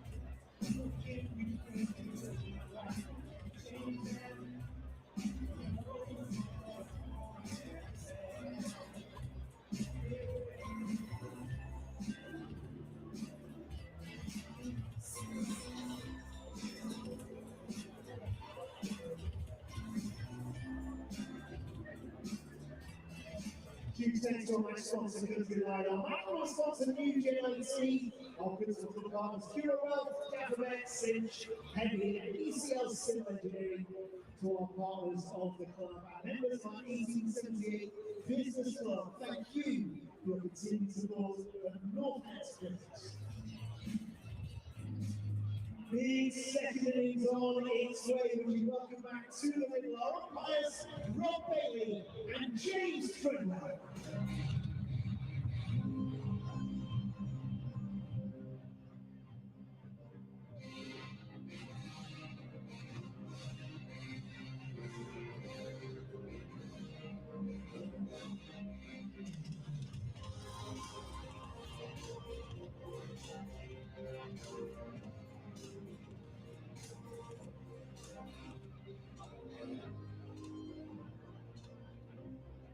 Led by Captain Joe Clark, the fielding side for the second innings.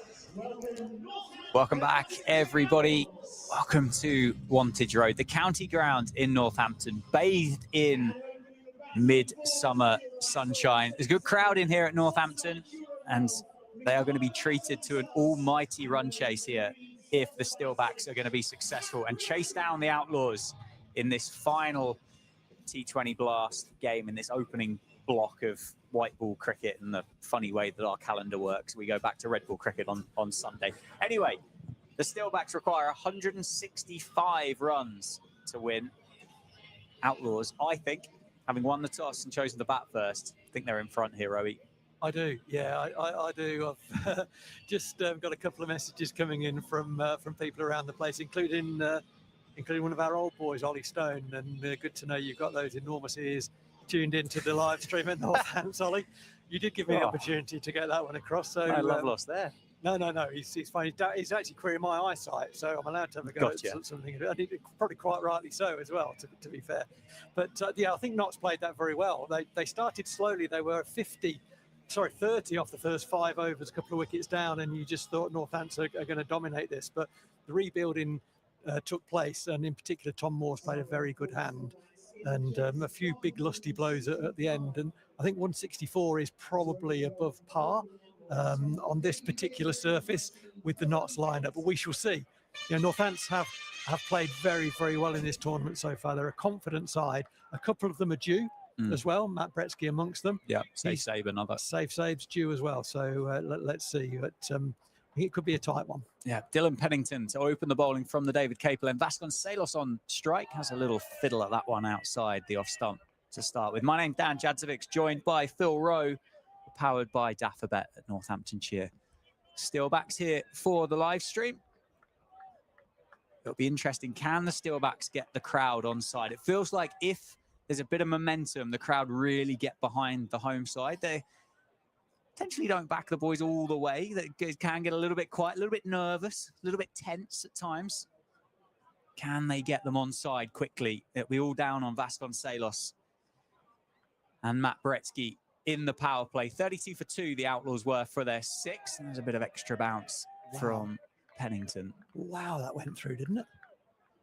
That's a really good delivery. Through, didn't it? It did. Beat Vasconcelos for pace.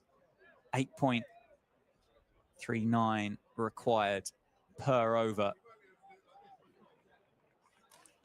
Good young bowler, this guy, Dylan Pennington. Quick and neat. Tall, quick. Yeah, he knows where it's going as well. He's improving every time I see him. Vasconcelos will open his account, take on a quick single to, is that Lyndon James, isn't it, at mid-on? But there is a good buzz around the ground this evening, Rowie.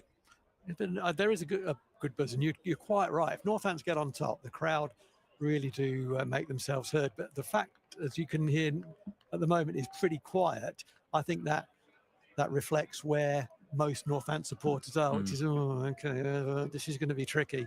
But start strongly, good couple of partnerships is what's required.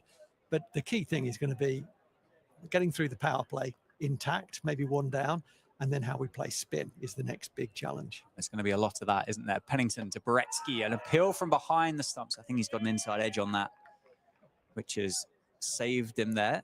Tom Moores, Calvin Harrison asking the question. Yeah, the two of these, Matt Bretsky, Ricardo Vasconcelos, just a 50 apiece so far in these opening 7 games.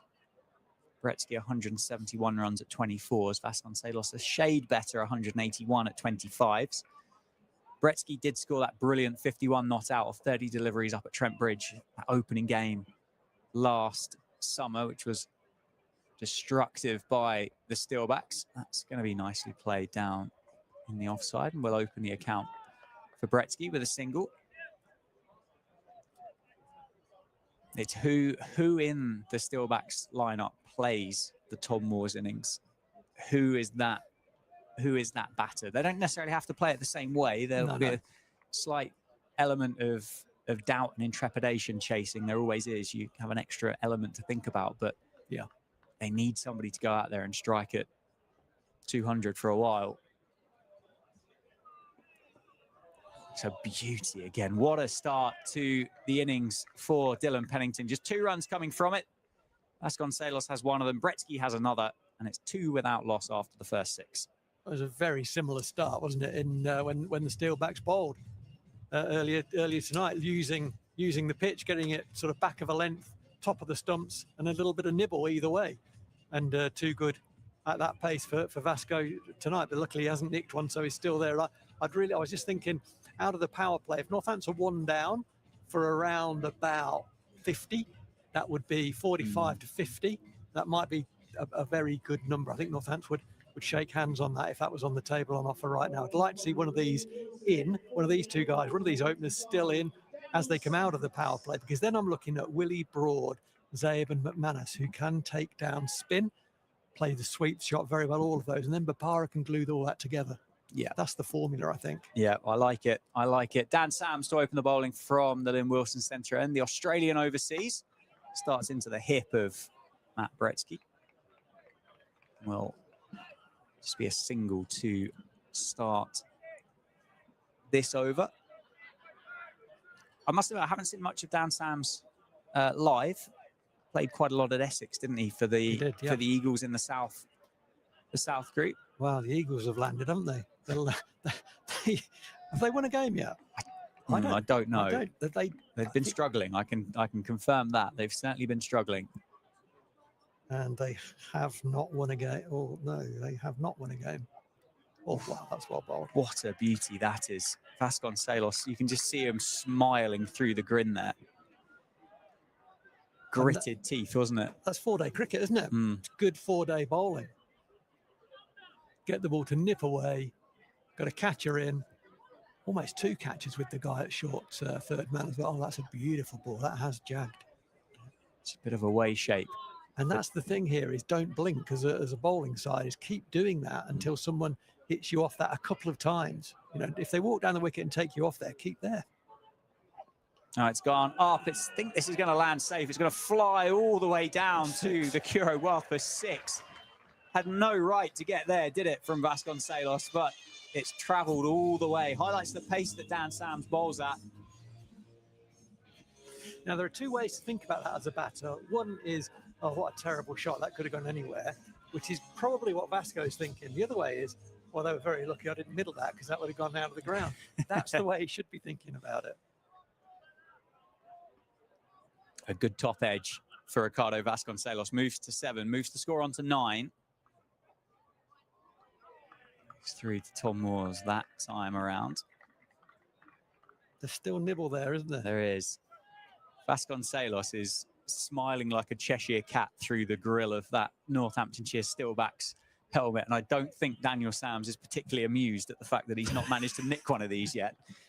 He's not being greeted with the same smile back from the Australian. This is where, as a bowler, you think he's not nicking it. He's not just going to get it a little bit fuller. You go a little bit fuller and he drives you over the top for 1 bounce 4. Yeah, 2 balls left in this over. Doesn't. He stays on that leg. Get in. Oof.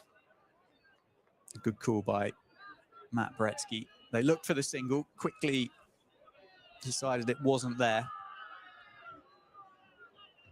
Difficult. I mean, it's always difficult to rotate in the power play because there's so many fielders within the ring. And when the ball is sticking a little bit, it's even more difficult to rotate. So the boundary, you know, there are only 3 other runs in addition to that boundary. And we're 11 balls in. Yeah, and it's going to be fascinating as well if Vasconcelos or Bretsky can get hold of either Sams or Pennington. It obviously feels a long way away at this stage. He does go for the reverse scoop. I think he's actually managed to get that over the offside in the end. 6. And it's gone all the way for 6. So 2 sixes in the over for the Steelbacks, both off the bat of Ricardo Vasconcelos. I'd argue and say neither of them went where he wanted them to, but it doesn't matter. I think he was trying to get that over 45, wasn't he? As it is, it's gone over first slip for 6. It's a good option, though, isn't it?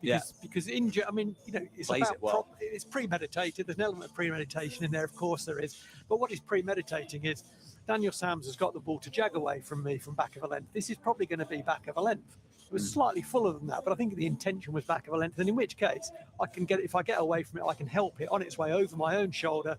As you say, probably over 45 was the intention, but got enough of it. And he gets another boundary, 2 sixes in that over. Just uses Daniel Sams' pace. Pennington will continue from the David Capel end, just conceding 2 from the opening over of this innings. Bretsky's on strike. That's pace on its leg side. There's going to be a chance down there, and it's gone. Is it? It is. It's a great catch. There was a little stumble at the end. Fielder down there holds the ball aloft, shushes the crowd that's obviously been giving him a bit of jip down there on the boundary edge. And the big wicket, the South African overseas, Matt Bretsky, is dismissed for 2.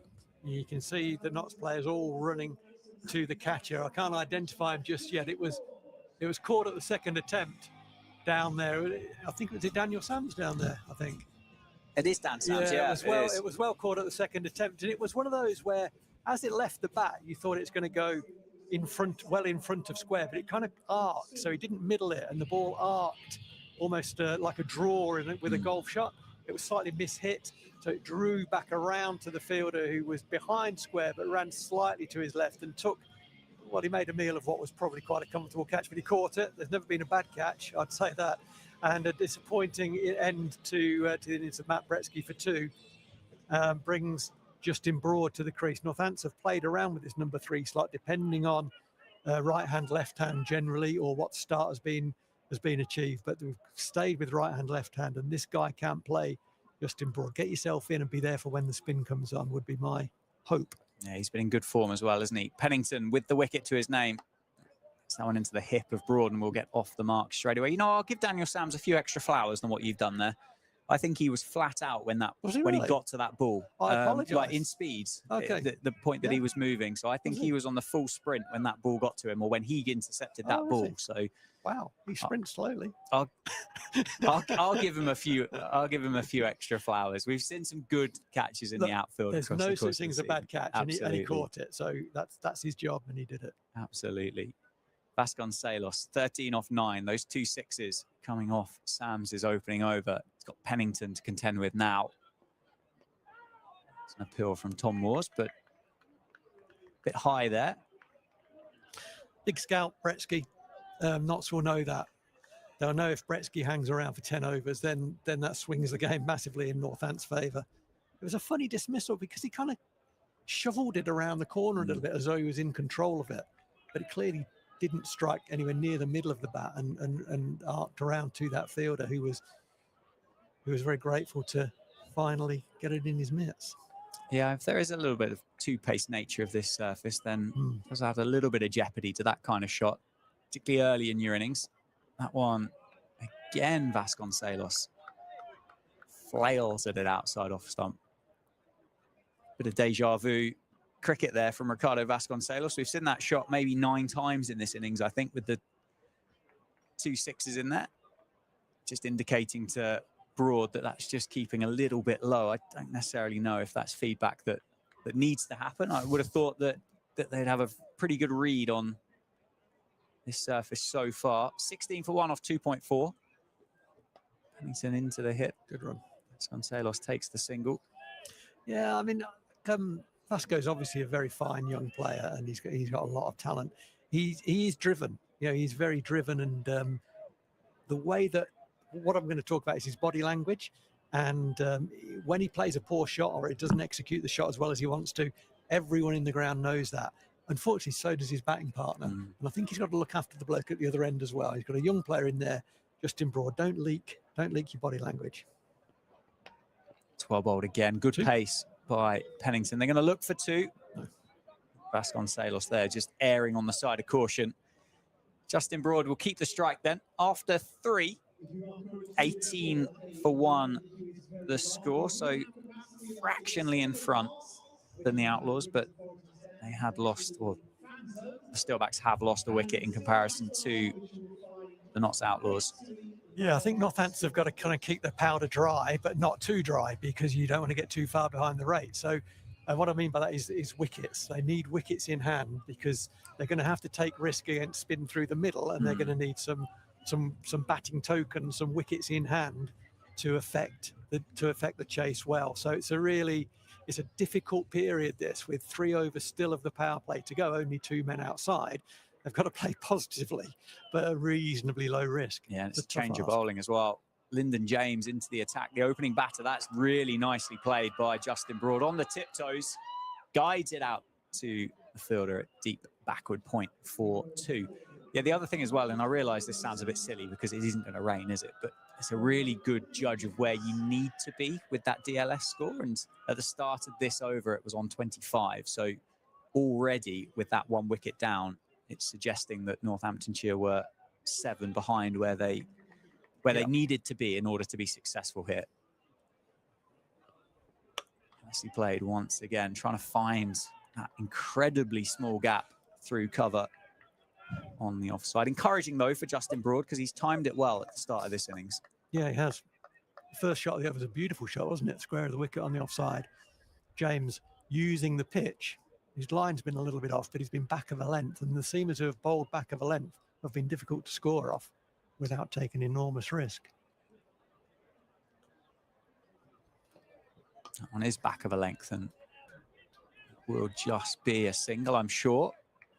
Justin Broad confirms that with a loud shout of no to Vasconcelos. It's easy to say, isn't it, from a distance, to say, hold your length, stay on it, back of a length. It's very easy to say. Once you've got the ball in hands, it gets a little bit, I suppose, boring to sit on it when you know you've got the Yorkers, the slower balls, the bumpers, you want to take wickets, don't you? So But I think your best option is, I completely agree, is to hold length. And I know, something that Northampton's bowling coach Rory Kleinveld, when he played here, really big on with the bowlers was hold your length as long as you possibly can. He had the skill and the guts really to do that. Change of field for Vasconcelos. That's unlucky. Powerfully pulled straight at Calvin Harrison at mid-wicket. That field has gone down to fine leg to cover off that kind of scoop ramp Butler-esque shot that Vasconcelos plays. And there's a fielder down at deep backward square as well, who I'm sure will be engaged in some healthy conversation with the partisan Steelbacks fans down there. Well, I can see them. That's well fielded at backward point. Let's say that could easily have gone away for 3, maybe 4. It's a good diving stop, save 2 or 3 runs there, well fielded. The fielder who is out there in front of the bar and the ice cream van and the coffee stand, I don't think he's got any eyewear on, and he's got his hand in front of his cap, looking directly into the sun. You can't read. He's doing it again now. You've got to get your glasses on down there. Yeah, Broad back on strike. That one will be played for a single down to the fielder that's just moved out onto the leg side to cover that shot off. Good over for the Outlaws. Good over for Lyndon James to start. Just 5 runs being conceded from it. So 4 overs into the power play. The score is 23 for 1. And there are those Steelbacks fans that have made their way in and enjoying the sunshine on this Friday night. Something that I think Northampton will when on reflection, when they review this game, win or lose, recognise is that the boundary count was too high when they bowled. They did bowl a number of balls that could have been scored off boundaries, and they were executed very well by Notts, took their options very well. In response, Notts haven't bowled those deliveries as a result of that. Northampton 23 for 1 after 4 overs with 2 sixes. One was a ramp, was a huge risk, and the one was a top edge. And only 2 boundaries so far. Well, that's swung. Sam's back from the David Capel, and that first ball swung back into Justin Broad, him on the pad. On a bad day, that runs and just trickles and knocks off bail off. Thankfully, it missed that time. But it's already the run rate required is up to 9.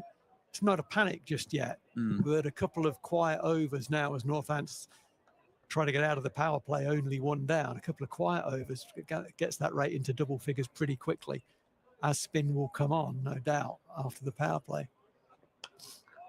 Yeah, and I think the benefit that the Steelbacks have got with the spinners, despite the quality of Liam Patterson-White, Calvin Harrison, Farhan Ahmed, is with this determination to keep a left-hand, right-hand combination in the middle, it does make the dimensions of the ground challenging to try and protect. You're always going to have a short side, which is going to be tough. I think that's dead right. That's the right hand, left hand. Northampton have got a good lineup for that. I would say this though: they've left the boundaries at maximum, and that surprises me. I'll come back to that. That could be close. It's an attempted ramp from Justin Broad. It hit him on the leg.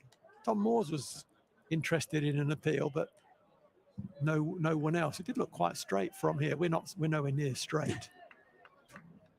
Yeah, so what I was saying there, Dan, is that the boundaries, the square boundaries are at maximum, or pretty much at maximum. And with 3 spinners in the away team, we know we're only going to play 1. Could something have been done on boundary strategy there? That's the analyst would have been on that, I suspect. Sams has bowled very well here, and he continues to do that, doesn't he? Again, very good. It's kind of dot ball bowling, isn't it? It's good. You want to come and hit me off that, but that's what I'm going to do. I'm going to be thereabouts. It's that overseas experience, isn't it? That's why he's been recruited back to the Outlaws. A little extra bit of class, don't you, from Dan Sams, Australian international, has played international cricket in this format. That international quality, it comes through. Just showing that he's just holding the ball differently, that ball. Got more bounce out of it, didn't it, that one? Really spat at Justin Broad. He's run very, very well. They get in. He's run very well there, Justin Broad. That too was all on him. He was always going to be running to the danger end. He touched and turned really quickly. Good running between the wickets. He's quick, isn't he? Justin Broad. Yeah, he's a good athlete, isn't he? Very good bit of business when Northampton signed him, I thought, because, you know, as you say, he'd been kind of trialing around a bit, and it was signed really on potential rather than performance, but it was very good signing. Last ball of this, the 5th over. It's full, it's clipped away for 4 through mid-wicket.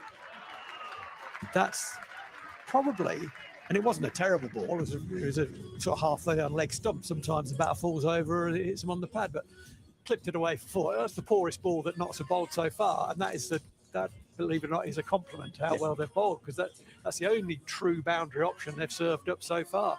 That's why it's 29 for 1, and Northampton are scoring at 5.8 and over. Yeah, it's just the 3rd boundary, wasn't it, of the innings so far. Same stage, the Outlaws were 30 for 1, so still relatively close, but now we've got the first look at the significant difference maker between the makeup of these two sides this evening. First look at spin, Farhan Ahmed comes into the attack. Yeah, it's a good option, this, isn't it? Last over of the power play, only 2 men allowed on the boundary, and it's kind of saying, well, do you want to take this? Do you want to take this down? Because we know there's spin there. You know there's spin there, Vasco. Do you want to take him down? So there are 5 men in the ring on the offside, 2 saving 1 on the leg side, and 2 men out on the leg side boundary. Chipped, nicely timed, chipped into mid-wicket for just a single. The fielder there seems to be fielding every ball that he's not bowling. Daniel Sams, he's well in off the boundary. So there was never any chance of 2. And nicely timed by Vasconcelos, bringing Justin Broad on strike. He does possess a sweep and reverse sweep, so potentially be slightly harder to set the field with just 2 allowed outside that 30-yard circle. They're both on the leg side, one at deep backward square and one at deep mid-wicket. Short offside boundary if he's able to reverse sweep it, but it'd be tough on this angle. It's nicely driven off the back foot, straight to the man. It's hard to find a gap there, isn't it, with 3 men really on that back foot punch shot, 1 behind, 1 in front and 1 extra cover. He found the middle of those 3. How long before he sweeps? It was a Bale height ball. He can't sweep that.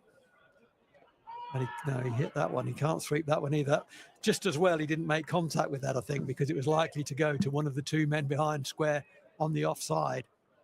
And the dot balls are already building. Yeah, I think Ahmed probably saw him there and just took all the pace off it, didn't he? Yeah, that was very well bowled. Run rate at 9.3 required. That's a poor delivery. It's hit around the corner for a 1 bounce 4. I think Ahmed anticipated Broad doing something there, and Broad didn't do anything. The ball was sort of hip height, and he just had to make contact and help it around the corner. That was a very poor delivery. I'll load you with a question in a minute, Rowie, about these two sides and about mindset with regards to this game in particular, once Farhan Ahmed's bowled this delivery. How do the two sides look at it? Northamptonshire are top of this group. They've won 6 from their 7. Potentially looking at it going, well, we might only need to win 1 more in order to get a quarter-final. The Outlaws have won 3. They'll be thinking, we need to go on a roll here. And it's the end of this block as well. How do the 2 teams approach it? Is there one high on confidence or low on confidence? Well, exactly yourself. The bottom of the bat's gone out to mid-wicket, and he's gone.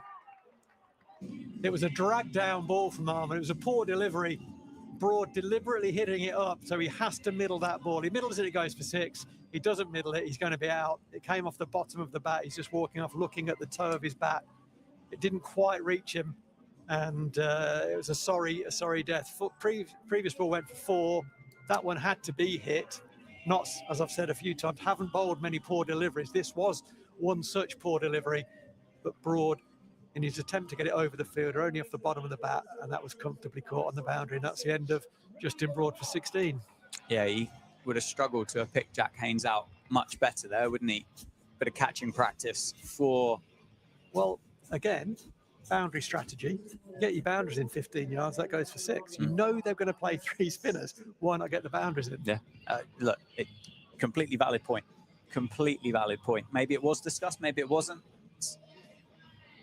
We are just guessing and surmising, aren't we? But certainly would have been a valid tactic to have employed.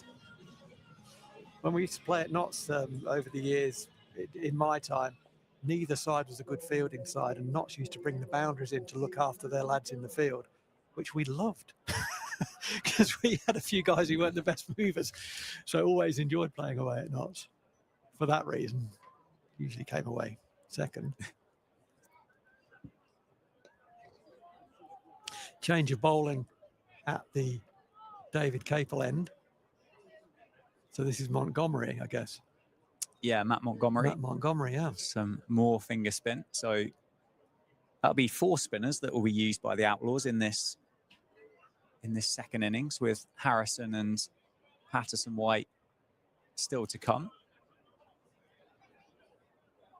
It helps the over rate as well, doesn't it, when you're bowling spin, which is just as well, because pretty much every fielder has moved with that single to Vasconcelos. He's moved on to 17 off 16. Bopara is new to the crease. And he's going to be run out. Oh, there should have been a run out there. I mean, that's poor cricket from, it's a poor run, and it was poor fielding as well. Bopara knocked it to the right-hand side of the fielder and called Vasconcelos through. Vasconcelos was having a coffee and reading his newspaper, didn't respond. By the time he set off, all the fielder had to do was get it into Tom Moores, and he'd have been run out, but he missed him. Will that be important at the end? Yeah, missed him by a long way as well, didn't he? Yeah. It was well backed up in the end from Farhan Ahmed. It was one of those, I think, where the fielder couldn't believe they were. It was such an easy run-out chance. All he had to do was find any part of Tom Moores who would have caught it and got back to the stumps in time. But it was a very, very wide throw. Thankfully, from a Northamptonshire perspective. It was funny because it just looked like an obvious single, the way that Bopara just set off, but Vasco was having none of it. Attempted half sweep, wasn't it, from Bopara? He missed it. And suddenly the rate's climbing. It's getting up towards 9.6. It's getting up towards that double digit. Northants are increasingly sliding down a little hole at the moment. Yeah, it's a psychological win, isn't it, if you can get it up over 10s. Good over this from Matt Montgomery. Very effective over, isn't it? Very, very effective over. He's picked up 4 wickets in the 2025 Vitality Blast so far this summer. Bit of mystery about him as well. How does there's someone who is mimicking? Oh, it's Sunil Narayan, yeah, that's right. Yeah. Runs up with his bowling arm right against his body, with the ball almost behind his backside, not showing the grip on the ball to the batter. And lo and behold, after 2 overs of spin, they're going to bowl another over of spin. Ahmed's going to continue for this end. It's 37 for 2 off 7. So Northampton scoring at 5.3. The run rate required is 9.8. And it looks tough here. Someone's going to have to play extremely well. In terms of numbers, it pretty much a mirror image. After, 7 overs, the Outlaws were 38 for 2. So there isn't really anything to split between the two sides other than the obvious, in the fact that there is going to be a lot of spin bowled in this innings, which the Outlaws didn't have to contend with. It'll just be a case of will Vasconcelos, Ravi Bopara, or the rest of the gang give themselves a chance to get in. Yeah, well, we talked about spin a lot. So if anyone, this is early on in the game, but so far, Notts have bowled 2.1 overs of spin, 1 for 8. Yeah, it's tricky. It's difficult. You got to take risk. You have to take risk, and it's about now, I think. And Vasconcelos has taken that risk. He's played a sweep. It's gone off the top edge, and is well caught by the man on the 45. It went very, very high. It was swirling around. He kept his eye on the ball. I think it's Dylan Pennington. He took a tumbling catch. It was a good catch in the end. And I said risk has to be taken to score. Yeah. It was a sweep shot, got the top edge, so there was some risk in it. But I think in terms of an option, I think it was a good option. Just didn't execute it particularly well. And that is the end of Vasconcelos, 37 for 3. Bringing in safe save. Yeah, it's the matchup for Vasconcelos against the spin doesn't feel like the strongest. He's quite happy with the ramps and taking on the seamers, the quick bowlers, but doesn't necessarily have the possession of the orthodox sweep and the reverse sweep, as we've just witnessed there. Farhan Ahmed's 2 for 5, and just quietly here, Phil, and I can't see him on the dugout, but we've got no David Willey yet. Yeah. Yeah, that is a concern. Saw him limping around the outfield late in that first innings, having taken a brilliant catch to dismiss. Who was it that he dismissed for that? He took so many good catches, didn't he? Was it the Tom Moore's catch? It was the one coming in, wasn't it? Yeah. Yeah, he got his knee stuck in the outfield a bit. So saves on strike. The run rate required is now over 10. And Ahmed is all over them. I'd have to say Notts have bowled very well. I think Northants weren't quite at their best with the ball. I have to say there were too many boundary balls served up and hit for boundaries as well. It's been difficult to rotate strike. Actually, if you get a boundary ball, boundaries have proven key to this Notts total of 164. Safe plays a beautiful cricket shot there. Gets away from it. It was pace on the ball from Ahmed. Safe, creating a bit of width. He does that so well. But the fielder on the boundary edge there, very well placed. They've done their homework. He's pretty square, moved sharply to his right. Just 2. Nice cricket shot. Yeah, I think it's Calvin Harrison out there on the deep offside boundary, patrolling that. Just the one man out there. Good cricketer, that kid, isn't he? He certainly is. Outlaws as well, just with the 4 inside that 30-yard circle. They don't need to try and squeeze, do they? No, they don't. No, protect the boundaries. That's the thing. It's nicely flighted from Ahmed. He has been firing most of them in, as you would expect. He's quite a short guy, so fires it in. It's difficult to get under the bounce. That one was held back, nicely held back. Zabe just knocks it into the leg side for a single. He's already through 5 balls, gets through his overs quickly. Bopara's 1 off 4 so far. So 2 guys very new to the crease. But these 2 guys do like batting together, and this partnership is going to be vital if Northampton are going to get somewhere near it. That's the end of the 8th over. So it's 41 for 3. Zaid, new to the crease, on 3. Bopara's going to keep the strike. He's on 2. Over to Dan in a sec. But this feels like the guts of the game here for Northants. This has to be a good partnership, and they have to play very well because Notts are bowling very tight. Yeah, and in that Outlaws innings, this was that kind of period where just started to stretch their legs a little bit with bat in hands. At the end of that over, they were 49 for 2, and the dismissal of that 3rd wicket brought about Tom Moore's, didn't it? And we all can remember how fantastic of an innings that was. We're going to get a change of bowling, so it's just going to be 1 over for Matthew Montgomery. That bit of mystery spin going to be replaced by the leg spinner, Calvin Harrison. He's very tall, and we've seen bowlers extract a bit of extra bounce here at Wantage Road. I wonder as well whether there's a little bit of, because they've got these options with their spinners, it doesn't really take a huge amount of warm-up. You can look at it as matchups, can't you? I wonder if Bopara's on strike will bring Harrison on. I think that's absolutely right. Just drop it into the leg side for a single. I think that's absolutely right. Yeah, the right hand's on strike will bowl. Leg spin, try and get a few, 2 or 3 away if we can, early in the over. Just looking at Calvin Harrison, 12 off 5, scoring at 240. He's only faced 5 balls. 12's not a massive number, is it? But the rate at which he scored them, you could easily face those 5 balls and get 3. Yeah, he's only got 12. He is a very good cricketer. Come back to that strike rate in a moment. Yeah, the other positive for this end in particular is the left-handed Save's got the long leg side boundary as well. Yeah.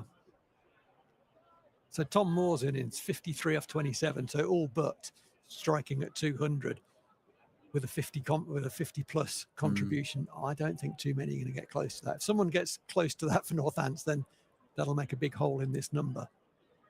Yeah, I agree with you there. There is a sweep from Bopara. It's going to be just the 1, is it? Bopara is going to look for a 2, and we'll get it in the end.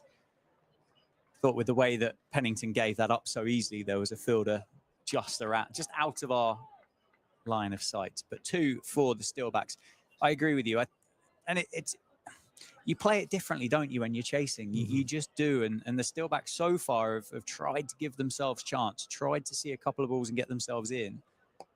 And that is, well, for want of a better word, soft by Ravi Bopara. It's maybe just held in the surface. Calvin Harrison taking a simple catch to complete the caught and bowled. Bopara goes for 5. and the Steelbacks are 45 for 4. Well, I remain chairman of the Ravi Bopara fan club despite this dismissal. It turned. That has turned, yeah. He's just, Bopara plays a shot. It can look lazy, can look casual. I'm sure it's very calculated. Where he just lets the ball come to him, just closes the bat face into the leg side. Sometimes picks up 2, will always get a 1. And it was one of those, but it gripped a bit and he got a leading edge straight back to Calvin Harrison, who's never going to drop that. And it looked a bit softer, as you say. 45 for 4. This is very much an uphill battle now. Certainly is. Good news for Steelbacks fans, though. David Willey has made his way out to the middle. He was carded at number 3. He's come out at number 6. He's joined his fellow left-hander, Safe Save, in the middle. So 2 left-handers now for the Steelbacks. 2 deliveries left in Harrison's opening over. So the short boundary is the offside here for the 2 left-handers. It's going to be watchful to start. Controlled length very well, hasn't he, Harrison? It's just getting to that stage of an innings where you can potentially afford yourself 2 or 3 to look at, and then you've really got to start making a bit of an impact. And I think the other thing as well, even if it's a 30, just a little bit of momentum back in the favour of the Steelbacks and a bit of a platform and some confidence for those guys coming in. Yeah, absolutely. 46 for 4 after 9. Again, still not a million miles behind. 54 for 3 after 9 overs. The Outlaws. This is a matchup that Northants will have wanted. Is Ahmed the off spinner, bowling to left-handed David Willey. But he's going to have to drag it. He's bowling around the wicket at him. He's going to have to drag it to that leg side boundary, as he says to Dave from this end. David Willey's at the David Capel end. The bowling is from Lynn Wilson, and that leg side boundary to left-hander is shorter than the offside boundary. I suspect, though, the line might be difficult for him to drag. Oh, it's a beauty.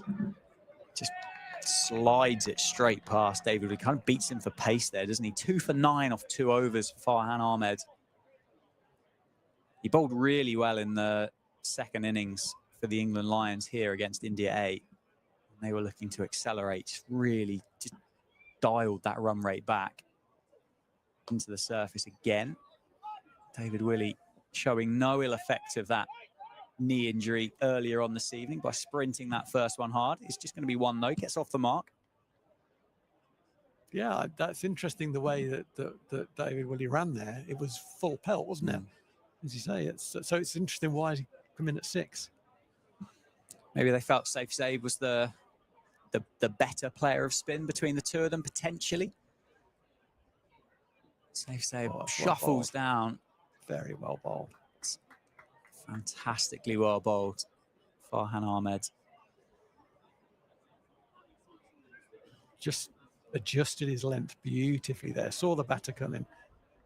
Held his nerve, held his length. Very good bowling that. Dave Willis having a look at the leg side boundary. He knows they need boundaries here. They're not going to get it in 1s and 2s. The odd one's going to hit a fielder and the run rate's just going to keep going north. It's over 11 at the moment. Hard to hit that ball, though. Yeah, it's just going to be another single. This is a fantastic spell, isn't it? Before this game, Farhan Ahmed in the blast had picked up 1 for 49 in the games that he'd played in the 2025 season up to now. 2 for 12 here at Wantage Road. He'll be wanting to roll this pitch up and take it with him, won't he, wherever he goes. Quicker ball fired into the surface. That's powerfully struck, but it is going to be, again, just another single. Brilliant work down in the deep in front of us here by Freddie McCann.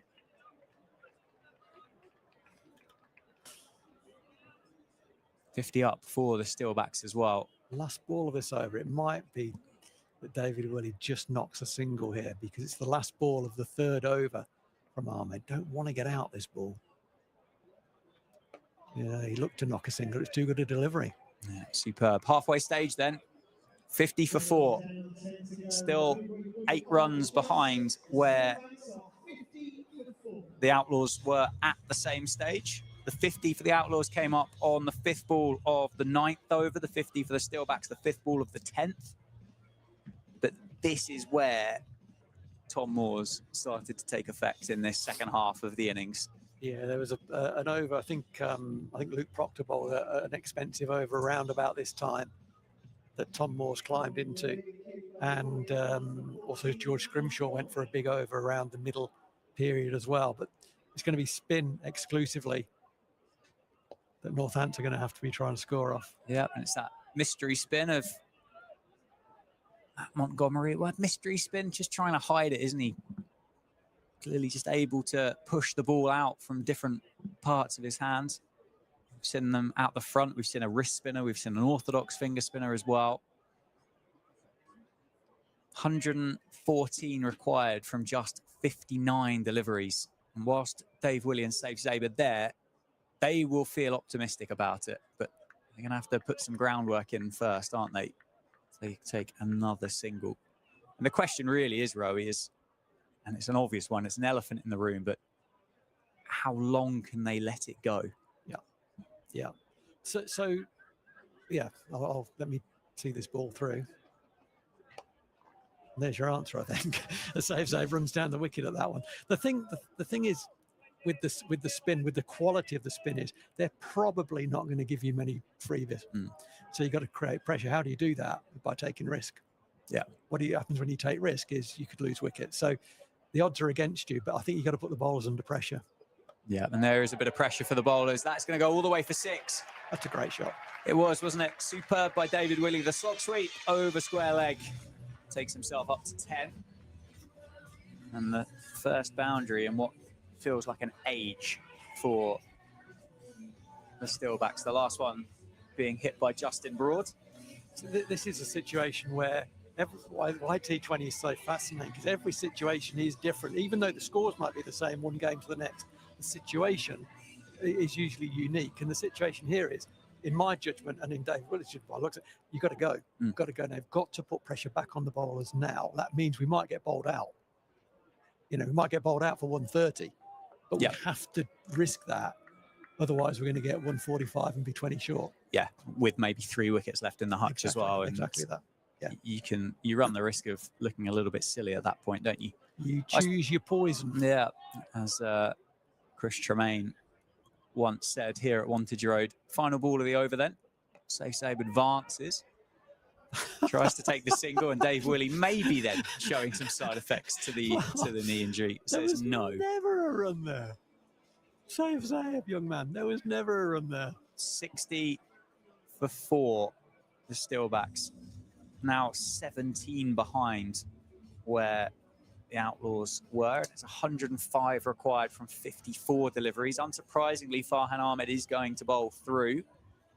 And the other thing, Dan, that you mentioned earlier, which is a really good indication in a run chase, is what DLS is saying. And DLS is saying after this ball, Northampton need to be on 90, and they're on 60 currently. So they are at least 29 behind of a tie, and 30 behind winning at this stage, which is and they've got 60, 30 short is a long way. Yeah, of course. Absolutely right. David Willey on strike. That one powerfully struck through the offside, but it will just be 1. It just depends as well how extreme or aggressive you want your acceleration to be. If you can go now, can you leave a little bit dry to be able to then accelerate again, or do you end up leaving, say, 7 overs and think you've got to go flat out every single delivery? There's an argument here for that gone straight. Yeah, that's straight down the ground. It's not going to go. Dave Willey's going to sprint back for a second. That's really well to come back through, and as I say, fortunately showing no signs of any discomfort. Yeah, Ahmed's been the best bowler so far. There's an argument here for, he's got 4 balls to go. He's saying, if let's try and get 7 off these 4 balls and take no risk, and we'll see him off. And we're then here for the next over from this end. It's not going to be Ahmed, and we can take more risk then. It's down the ground again. It will just be a single, I think. Saif jogs it through. Willey sprints it. Zabe, I think, knew that was only going to be 1. Part of bowling spin in these games is, in this format, is reading intent.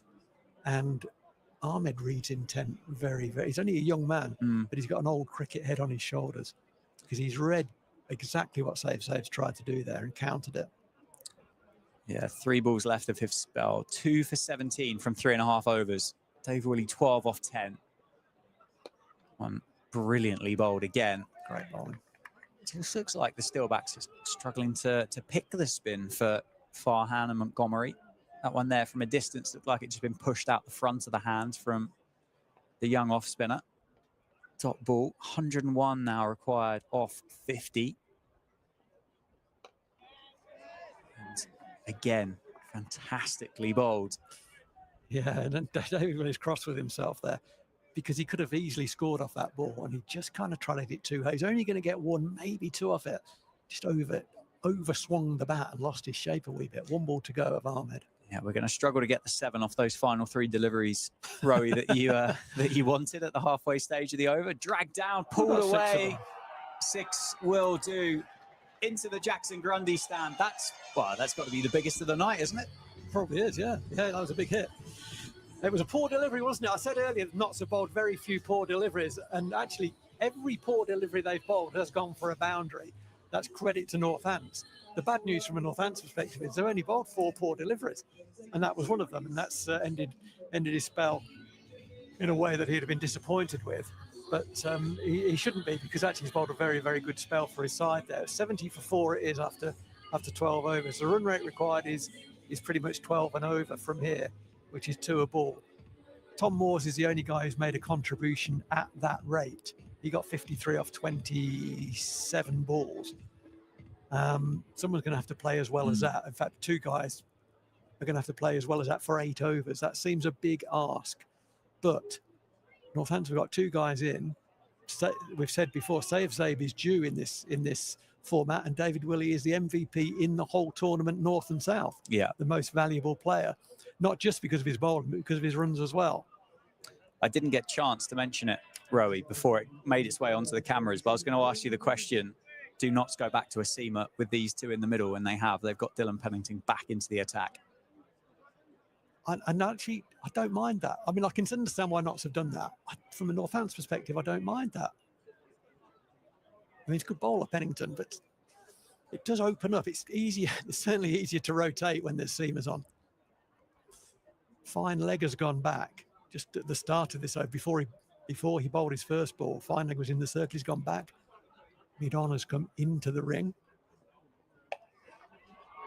Banged in, and Mid-on fields it very well to his left. The diving stop limits it to 1.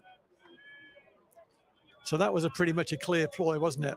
The man went back at Fine Leg. Mid-on came in. It was going to be banged in. Save hit it pretty well, but wasn't able to beat that fielder on the edge of the circle. Wouldn't surprise me. It wouldn't surprise me if they. Well, it would surprise me now, because I thought they might bowl the same sort of delivery to David Willey, i.e. into the wicket. But Mid-on has gone back to long on, and Fine Leg has come up. So probably not going to be back of a length. It's full. David Willey tries to ramp that, and he ends up. He was going to ramp it over Fine Leg, but the ball was just outside his off stump, and he ended up just leaving the bat face very open, and it slid off the bat face. Ended up being a low full toss just for a single. If you've got David Willey ramping, you're winning. I was just about to say that's not his strength, is it? Obviously qualified to play it, but yeah. He is going to be taking the long lever down the ground rather than trying to play that shot. Save off the back foot, flat bats it. It's going to be 1 bounce for 4 over extra cover, much needed boundary. The problem Dylan Pennington has got here is that Save is very astute at getting away from the ball, backing away and opening up the offside. He's very good, and that's exactly what he did there. If Pennington then tries to follow him, he's got to get his line dead right, because otherwise Save can easily pull that same ball through the leg side. So you got to get your line right. But also, that was too short, and George Scrimshaw was a little too short in his spell. Look for the correction now, and it's perhaps going to be a bit fuller. And it is a bit fuller. That's very well bowled. Every ball is a competition, isn't it? It is, yeah. Zabe is going to be tricky because he is going to be the one in that Steelbacks lineup that will be able to hit the ball every degree around this cricket ground, so you can't really set the field to him. He will be prepared to go over the keeper's head if he needs to. Yeah. Oh, that could be tight. Oh, wow, I think he got in, actually. The fielder at backward point there, which is Lyndon James, I think. I mean, you can always miss the stumps, but he took an age to get the throw away. So even if he'd hit the stump, Save would have got in. I think he felt, if I hit, he's going to be out. But Save did him for pace. So had he hit, I think he would have been home. Yeah, just hesitated a touch, didn't he?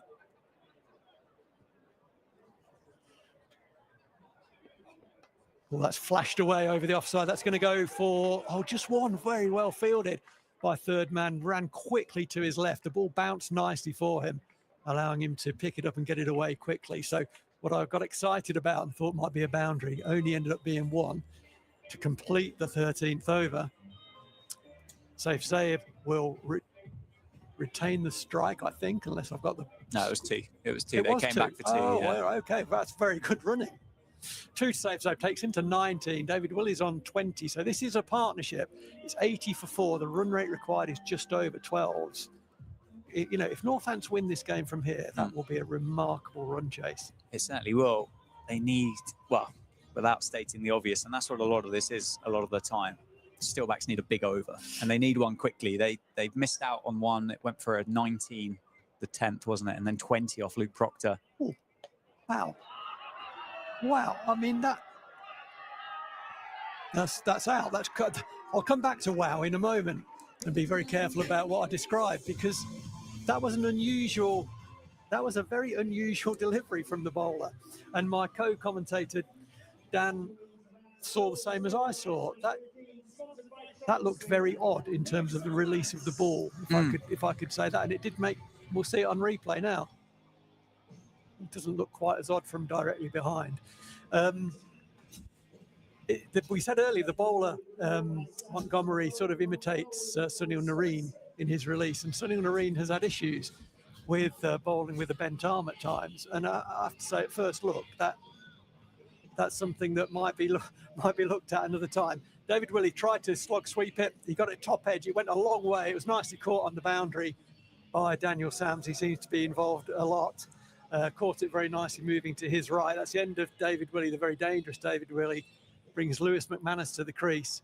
And yeah, if it was uphill already with David Willey gone, it's even more uphill. That said, Lewis McManus is a man in very, very good form and a very good player of spin bowling as well.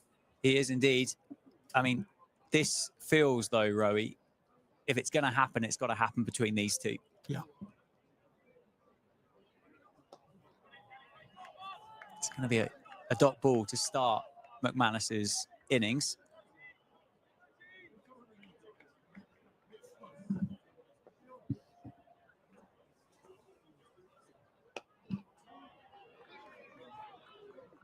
It's a very unique release, is what I'm going to say, and I'm going to say no more than that. It's a very unique release, and it is a very unique release. But he's bowling very well as part of the quartet of not spinners, doing a very good job, and they're squeezing the life out of this Northants run chase.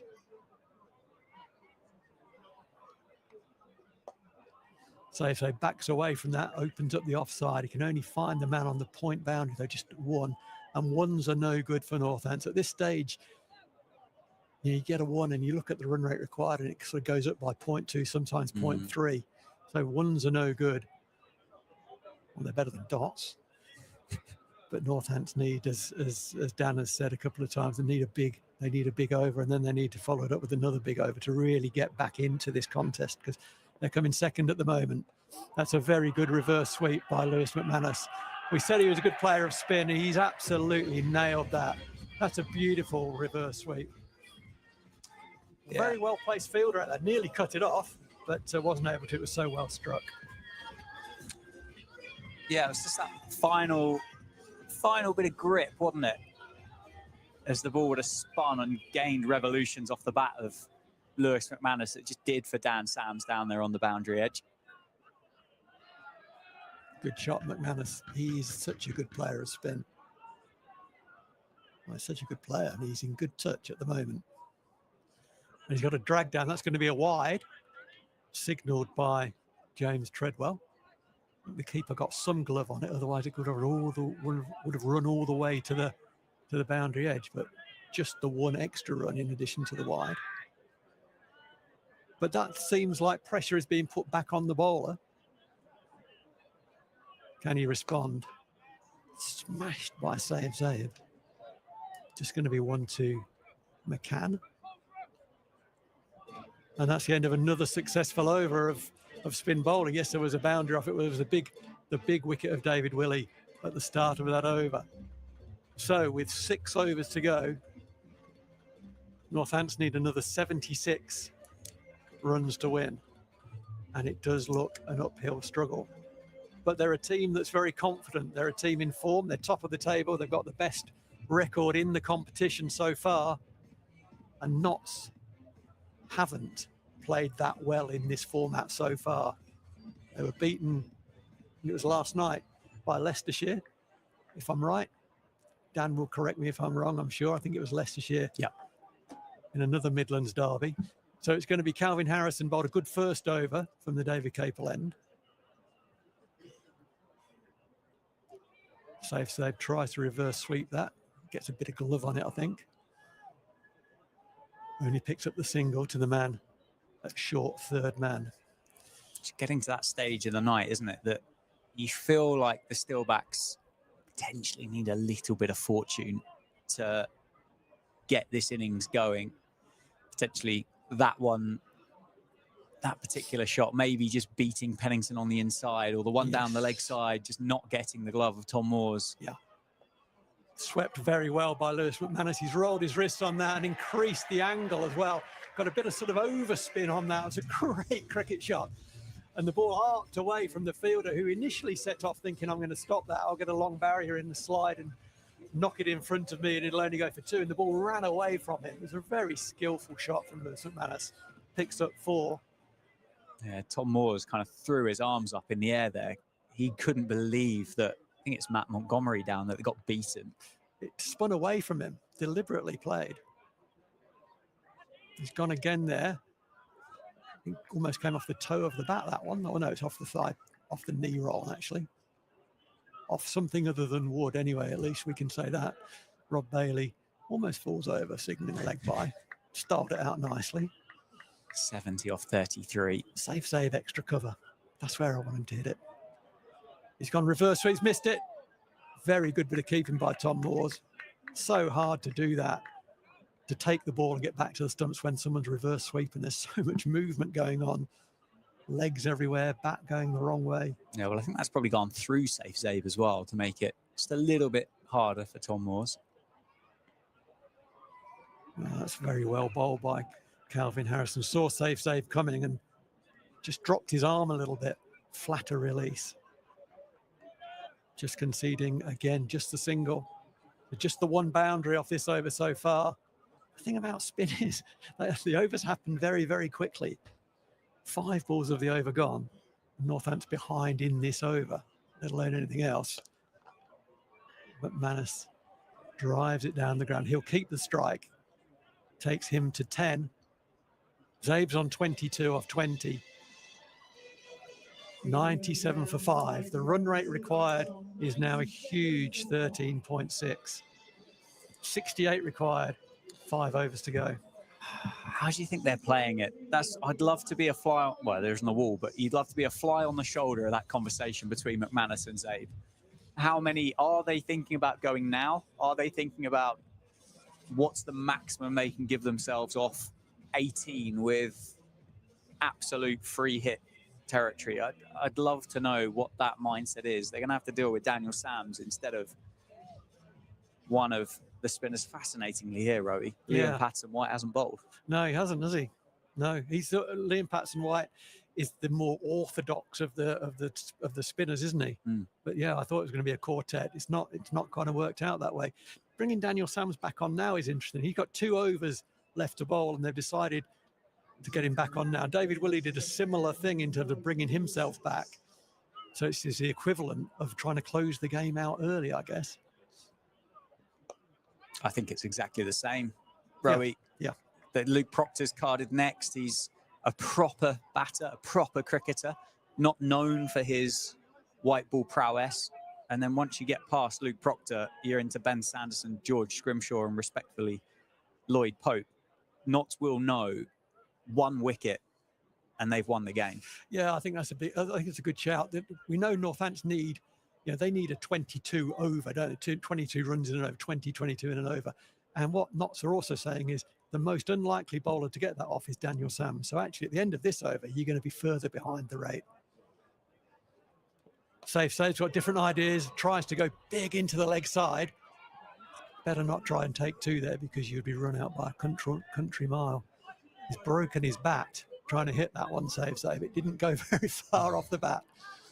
He's done some damage to it. He's inspecting the middle, isn't he? And I think it probably got a little bit closer to the stickers. I think the venom at which he threw there. I was just wondering, there's the shot he's just rehearsed. It was off screen, I think, but I was wondering with the fielder, the fielder's up at short third and the 45, whether he was going to scoop him. That's nicely bowled by Daniel Sams. Okay, he's conceded 2, but to be honest, 2s are not going to do it. Run rate is over 14 now. Northants 100 comes up, 101 for 5. It gets a round of applause. Kind of irrelevant, really, to be honest, in the context. What's important is that Northants need 64 more. They've only got 27 balls to get them in. And the overseas big name, Daniel Sams, big bash player that he is doing a good job for his side. That's nice, going to be 4. That's cut away beautifully by Lewis McManus. Less is more sometimes, isn't it? Stood very still, wanted to see exactly what the ball was going to do and improvised late. In the end, he got a short wide ball and cut it beautifully backward of square on the offside for 4. Beautiful shot. Proper cricket, wasn't it? You run the risk of getting carried away with that runs per over required. Lewis McManus calm at the moment. Going to have to do a lot more of that. 60 still needed. 2 balls of this over to go.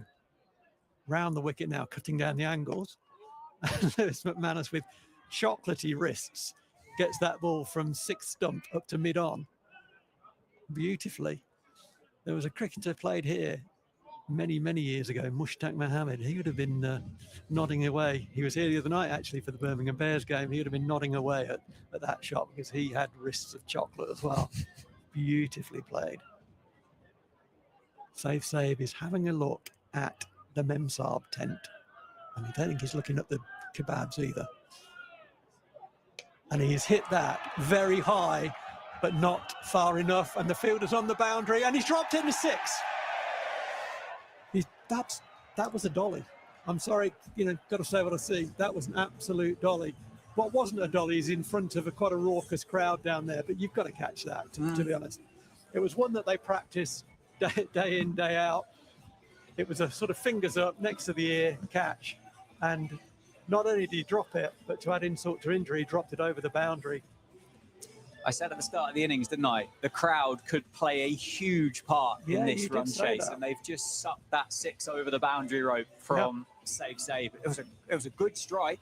It was a good strike into the deep pocket here at Wantage Road. Fascinatingly, interestingly, whatever you want to call it, same stage, the Outlaws were 111 for 5. This over went for 20 though.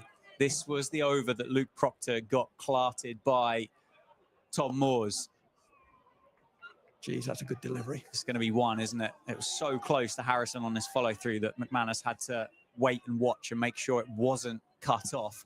It's going to be an almighty finish. 52 required from 23 deliveries. 2 a ball all the way to the end. Save advances. Oh, it's a missed stumping as well.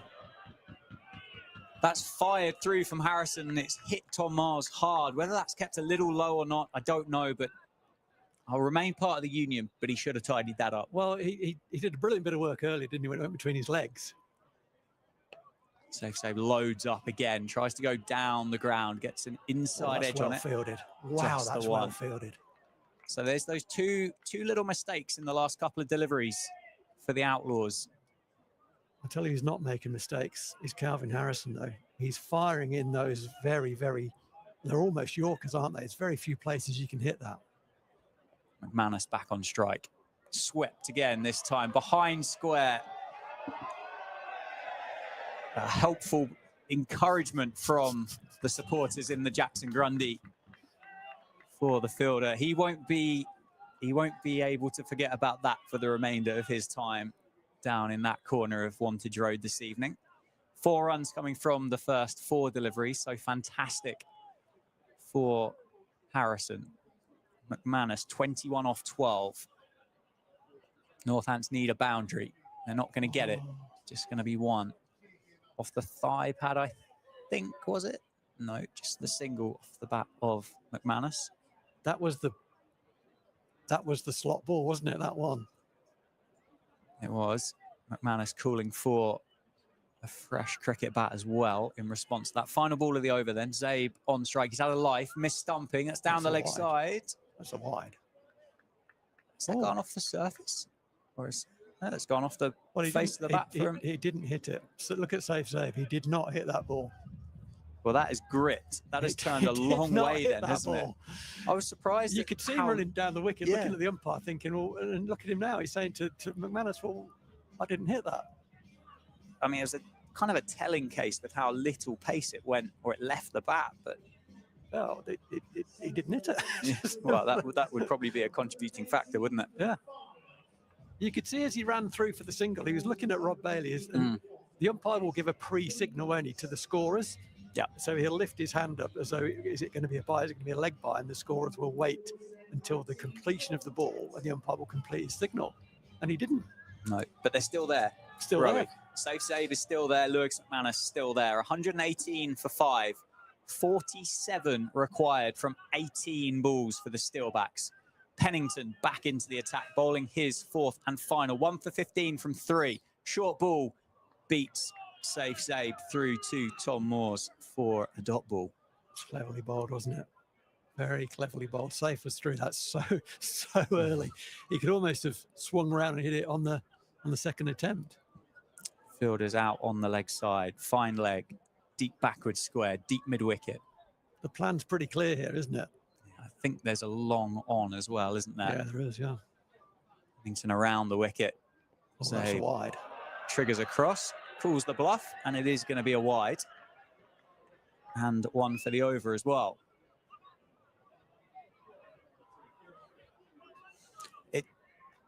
Two teams differing on confidence, aren't they? Outlaws with 3 wins. They've won all 3 of them by chasing themselves. Yeah. The Steelbacks, high on confidence, top of the table, have only won 1 of their 6 chasing. The other one they lost here against Durham. Oh my word, that is trademark Safe Save. He plays that shot so well. I don't think there's many better in the world than that. Safe Save picks it up over the members for 6. What a cricket shot. It was over length from Dylan Pennington, and it was a bit too straight. But, I mean, how on earth Safe Save gets that ball there, I really, I don't know. He sweeps it over his own shoulder. We've seen that a few times now in his career. It's brilliant. It is fantastic. 37 off 27, 40 off 16. Goes again, can't connect with it. Good option. Any bat on that, and he's got a boundary, hasn't he? Yeah. Not called wide because he has triggered outside off stump, so those wide lines will move.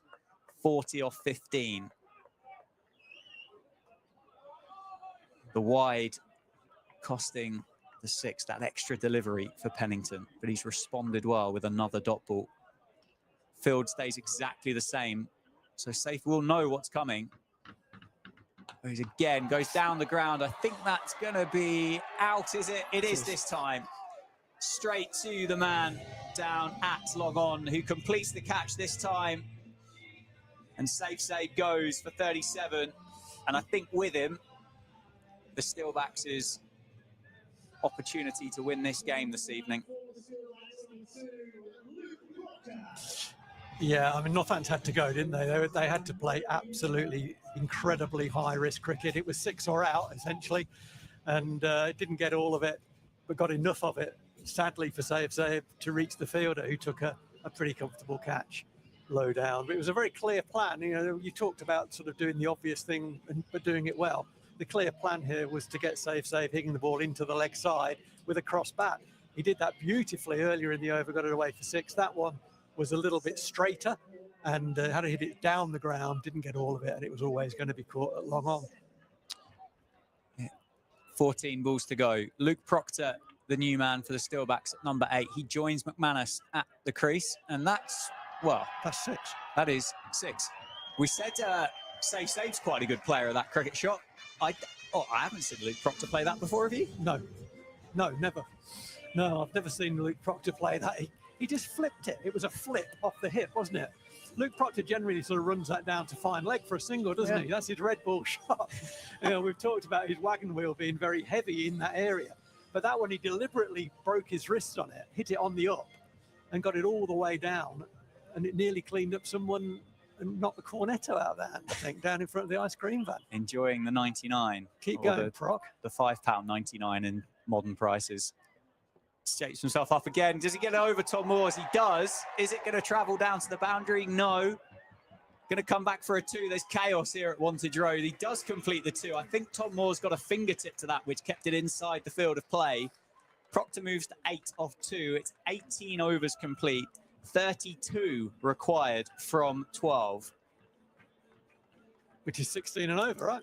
It's exactly 16 and over. Which is nearly 3 a ball. So the odds are strongly in favour of the Outlaws.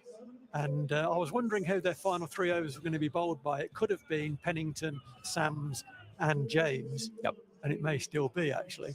No, it's going to... Calvin Harrison was about to bowl the 19th over and was ready to go, but he's not going to bowl it. It's going to be, and this is quite right, it's going to be Daniel Sams. The 19th over is the one that'll win Notts the game or not.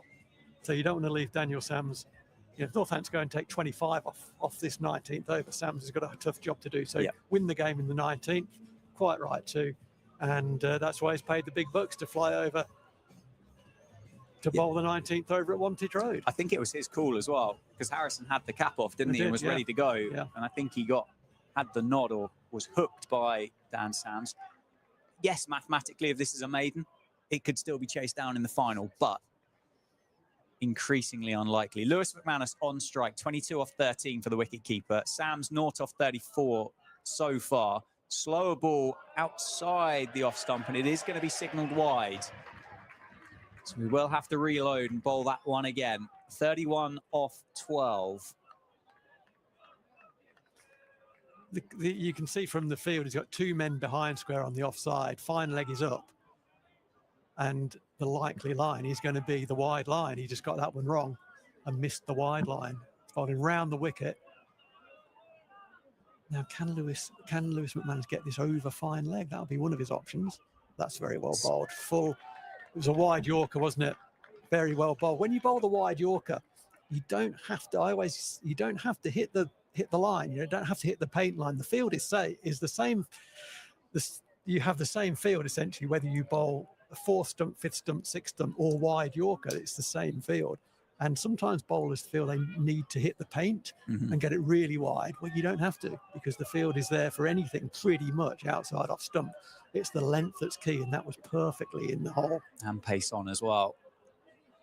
He does go for the scoop. It's going to be caught. And that is going to be out. I did wonder for a second whether that was above waist height. I think Lewis McManus has asked the question, and umpire Bailey has signalled the fact that that is below waist height. Would have been, well, close, I think, would be fair to say to Lewis McManus, but he's gone. Dan Sams comes into the attack, gets his first wicket of the evening, and Lewis McManus will depart for 22 or 14. So 31 required now from 10, with Luke Proctor and Sanderson in the middle. And if you look out the window, I think there could be a few Northamptonshire supporters making their way to the gates. Yeah, it would have been a close call on height, I think. I think it was just about right, to be fair. It was just about right. It wasn't clearly above waist height. I think it was just below waist height. and Lewis McManus just inquired. Rob Bailey did have a good look over to his colleague, James Tremlett, who was a square of the wicket, but he gave him nothing at all. Yeah. Looked at his shoes, but I think it was the right call. Well, Lewis McManus moved as well, didn't he? And crouched a little bit too. So I think that's the right call. It would have been close, but McManus goes. It's a little bit extra bat on it, and it would have run away for 4, but couldn't get it over the fielders. 3 of them there. Sams continues. Slower ball. Sanderson goes down the ground. He's got this very straight. 6. And he's got it all the way for 6. Signalled honestly by the Outlaws fielder down at long off. Back to the umpire to signal 6. And Sanderson striking at 600. Well, we saw incredible heroics with the bat from Ben Sanderson earlier in the season in the white kit with the red ball when he got a career best 60-something. Yeah. Well, just keep doing that. That's his area, down the ground. He's very, very good. Gets away from the ball. First ball, 6, down the ground off Sams. Simple game. 6 off 1. Pace on this time. Through to Moores. Sanderson about a week early on that, wasn't he? Asking the umpires whether that is the one for the over and getting absolutely nothing back from either of them. No, I mean, you know, he's got no case there. No further questions. And that was not at that height. He said he looked at the ump and said it went past the grill. Well, it didn't. 25 needed off 8. Northants need 2 boundaries. Shorter ball pulled away. It's off the toe. It's going to be out, isn't it? It is. Caught it deep backward square. Sanderson goes for 6 off 3. And finishes a conversation with Dan Sams as he makes his way off the ground as well. 140 for 8. Lloyd Pope comes out at number 10. So I don't want to say it's, well, too early, but I think after this block, the Steelbacks will finish with 6 wins and 2 defeats and 24 points to their name before they go into red ball action against Middlesex here on Sunday. And the Notts Outlaws will win their 4th of the opening half of the Vitality Blast. 9 games, 4 wins, 5 losses, and 16 points will take them up the table. Yeah, one thing I said earlier in a couple of games ago was with those wins, they can't take them away from you, you know, so they're in the bank. I think we'll summarise briefly at the end, I'm sure, but I think Notts have out-bowled us tonight and a bit out-batted as well, but particularly out-bowled. Yeah, I think outfielded as well. I think all 3 departments have gone for the Outlaws. Sams completes that over with a dot ball. 140 for 8 then, with 6 deliveries left. Well, that's what you do in this cricket. You get your best bowler on to bowl the 19th over. That's exactly what Notts did. It wasn't initially the plan, but as you said, I think Sams pulled rank there and took the ball from Calvin Harris and said, no, this is the job I'm paid to do. Yeah. Came in, picked up 2 wickets and went for 1 boundary. So he absolutely did do that job. Yeah, Luke Proctor is on strike. He said he is a proper batter, opens the batting in the championship for the Red Bull side here at Wantage Road. He's 8 off 2, including that incredible 6 to get off the mark. But he's going to have Matthew Montgomery. He's going to have to deal with the finger spin. Kind of feel we need more than 6 balls here, don't you? We need a waist high full toss or 5 wides or something like that. And then I think we still come second. A little bonus. 25 needed off 6. Proctor goes up. That's gone up into the air. Fielder coming underneath it. Freddie McCann takes the catch. And Proctor goes this time. And out comes George Scrimshaw to round out this Steelbacks innings. But I agree with you. I think fielding-wise, I think the Steelbacks looked like they got themselves under a bit of pressure. They panicked a little bit. So the standard of the throws from Bretsky, yes, they were powerful, but actually were they that accurate? Tom Moores is running between the wickets, put them under a lot of pressure, made them blink. Bowling, I don't think there's much of an argument to say that they've out-bowled the Steelbacks here. Yeah, definitely. And that innings from Tom Moores is well, absolutely superb. One of the things, you know, in T20 cricket is obviously for the most part you've got 5 boundary fielders. He's getting hit to your boundary fielders. If someone has their day and hits it over those guys, well, that's, you know, it could be bad length, but you also got to give credit to the batter. Tonight, that's going to be out, isn't it? It is. Tonight, Northants got hit away from the fielders too many times, and that suggests they got their lines and lengths wrong too many times. We said it's not a classic Northants T20 wicket. It was a bit sticky, a bit grippy. It turned a little bit as well, and therefore boundaries were at an absolute premium, and Northants bowled too many boundary balls. I think that's it, really, in a nutshell from me. Yeah, I don't think there's a great deal more to add. Tom Moore's innings was absolutely fantastic. It was a real outlier of the game, wasn't it? 53 off just 27, 5 fours and 3 sixes before he was caught by David Willey brilliantly off the bowling of Luke Proctor, but that over had already gone for 20 at the time that came about. And then you mentioned as well, you picked out those lower order contributions. Yes, they weren't huge numbers, but 12 off 5 for Calvin Harrison, 11 off 7 for Patterson White, and a little bit of platform building at the top, wasn't there, from Lyndon James and Jack Haynes in order to set that up. Haynes' innings was really important. You know, he read the script, he batted, he had the advantage of batting with Tom Moores, who had gone in a number early to try and get some boundaries away. I think, you know, the Notts bench read, we need to put some pressure on the bowlers here because the conditions are in their favour. Yeah. And Tom Moores is the man to do that, and he did it very well. But at the same time, Jack Haynes scored safely at well over a run a ball as well. So that was a very intelligent partnership between those two. Yeah, they targeted Ben Sanderson. He was unusually expensive in the 2025 Blast. 2 for 47 from 4 overs. Lloyd Pope 1 for 27 from his 4, and Scrimshaw targeted, wasn't he, in those middle overs.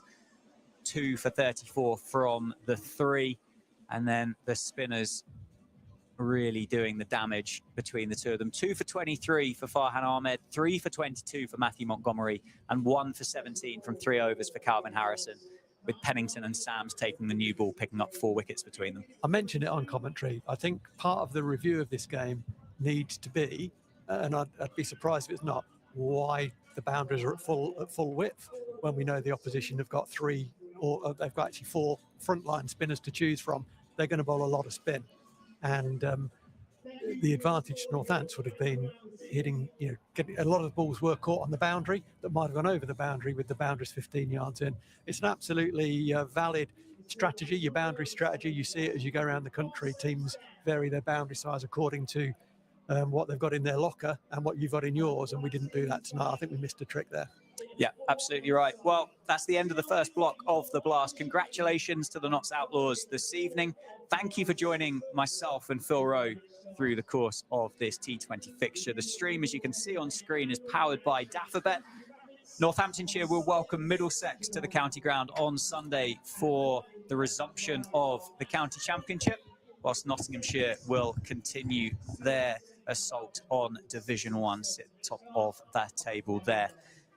So we'll see you at about 11 o'clock on Sunday morning.